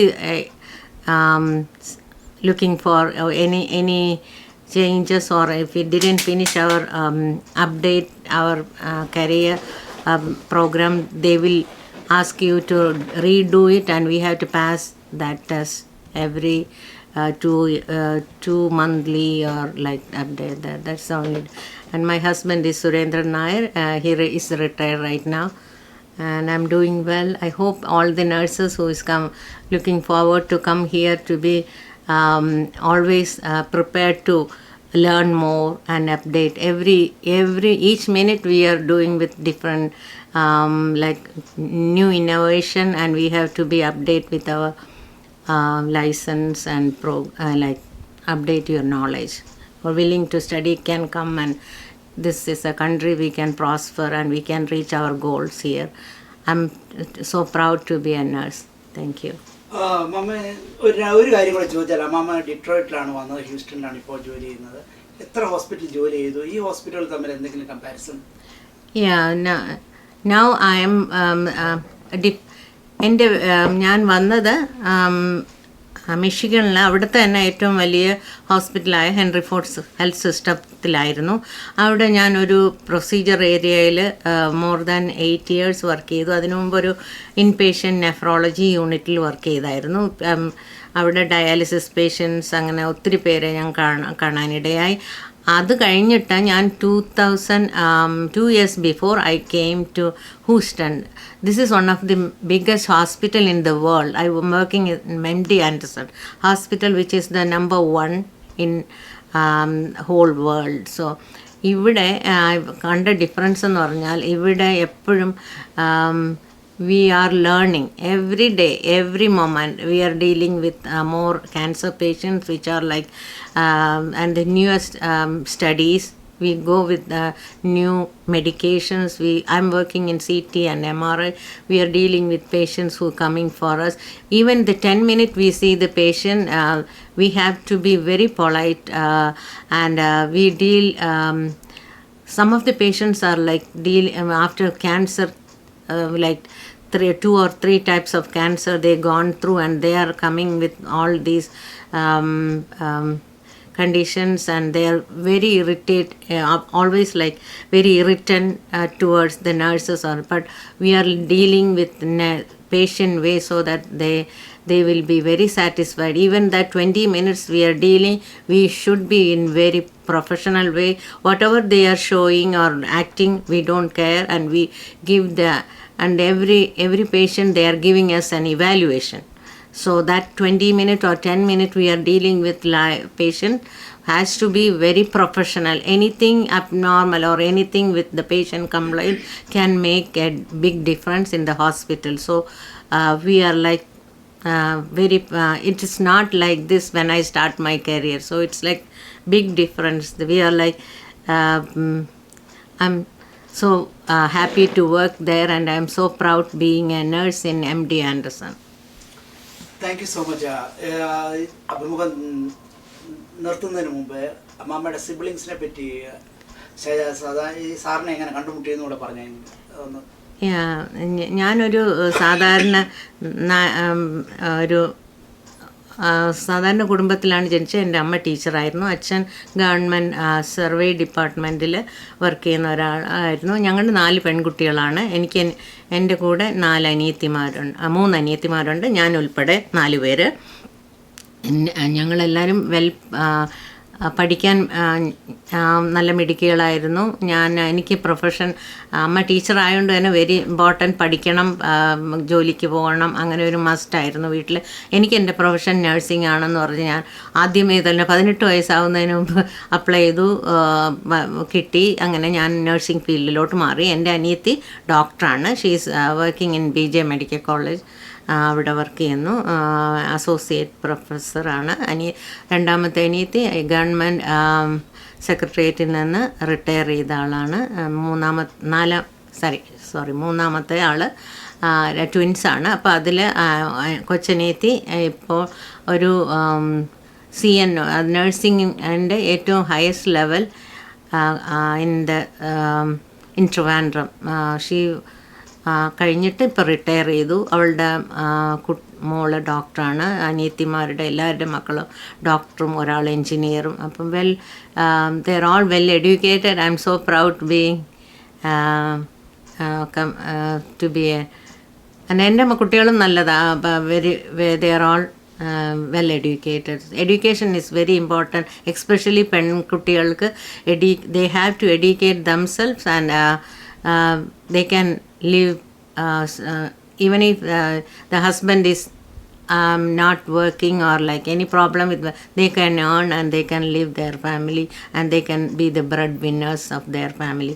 ഞാൻ എൻ്റെ ഹസ്ബൻഡിനെ കണ്ടുമുട്ടിയതല്ല. This is a well arranged marriage.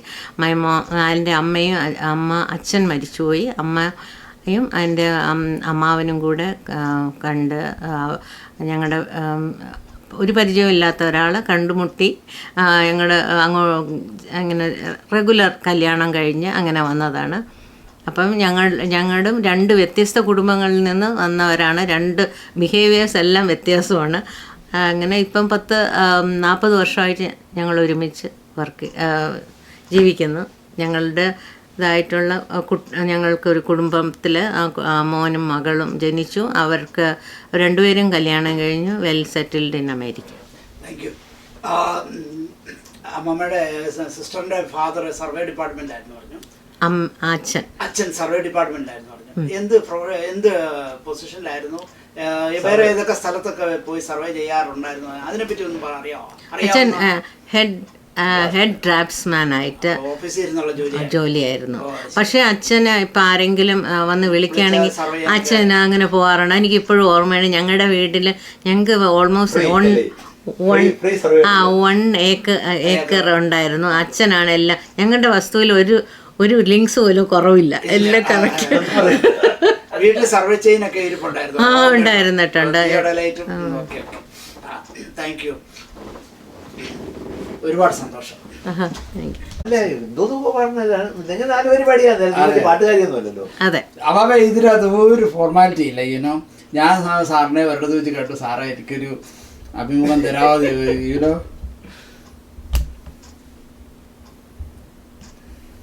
Not to worry for anything. Bus ചെന്ന് നിന്നു, അങ്ങനെ തുടങ്ങുന്നതല്ലേ. മഞ്ഞലയിൽ മുങ്ങി തോർത്തി ധനുമാസ ചന്ദ്രിക വന്നു, നിന്നെ മാത്രം കണ്ടില്ലല്ലോ, നീ മാത്രം വന്നില്ലല്ലോ, പ്രേമ ചകോരി ചകോരി ചകോരി.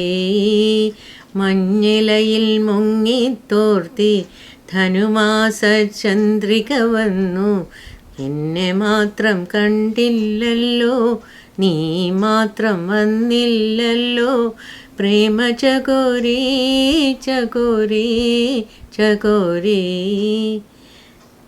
കർണികാരം പൂത്തു തളിർത്തു കൽപ്പനകൾ കാലമെടുത്തു, കർണികാരം പൂത്തു തളിർത്തു കൽപ്പനകൾ കാലമെടുത്തു, കൺമണിയെ കണ്ടില്ലല്ലോ, എൻ്റെ സഖി വന്നില്ലല്ലോ, കണ്ടവരുണ്ടോ ഉണ്ടോ ഉണ്ടോ. മഞ്ഞലയിൽ മുങ്ങി തോർത്തി ധനുമാസ ചന്ദ്രിക വന്നു.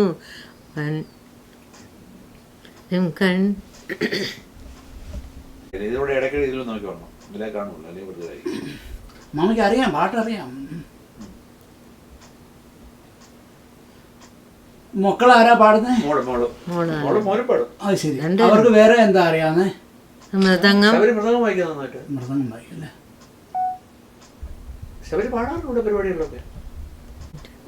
മഞ്ഞിലയിൽ മുങ്ങി തോർത്തി ധനുമാസ ചന്ദ്രിക വന്നു, നിന്നെ മാത്രം കണ്ടില്ലല്ലോ, നീ മാത്രം വന്നില്ലല്ലോ, പ്രേമ ചകോരി ചകോരി ചകോരി. കർണികാരം പൂത്തു തളിർത്തു കൽപ്പനകൾ താലമെടുത്തു, കർണികാരം പൂത്തു തളിർത്തു കൽപ്പനകൾ താലമെടുത്തു, കൺമണിയെ കണ്ടില്ലല്ലോ, എൻ്റെ സഖി വന്നില്ലല്ലോ, കണ്ടവരുണ്ടോ ഉണ്ടോ ഉണ്ടോ. മഞ്ഞിലയിൽ മുങ്ങി തോർത്തി ധനുമാസ ചന്ദ്രിക വന്നു, നിന്നെ മാത്രം കണ്ടില്ലല്ലോ, നീ മാത്രം വന്നില്ലല്ലോ, പ്രേമ ചകോരി ചകോരി ചകോരി. കഥ മുഴുവൻ തീരും മുമ്പേ യവനിക വീഴും മുമ്പേ, കഥ മുഴുവൻ തീരും മുമ്പേ യവനിക വീഴും മുമ്പേ, കവിളത്തു കണ്ണീരോടെ കഥനത്തിൻ കണ്ണീരോടെ കടന്നുവല്ലോ അവൾ നടന്നുവല്ലോ. മഞ്ഞലയിൽ മുങ്ങിത്തോർത്തി ധനുമാസ ചന്ദ്രിക വന്നു, നിന്നെ മാത്രം കണ്ടില്ലല്ലോ, നീ മാത്രം വന്നില്ലല്ലോ, പ്രേമ ചകോരി ചകോരി ചകോരി.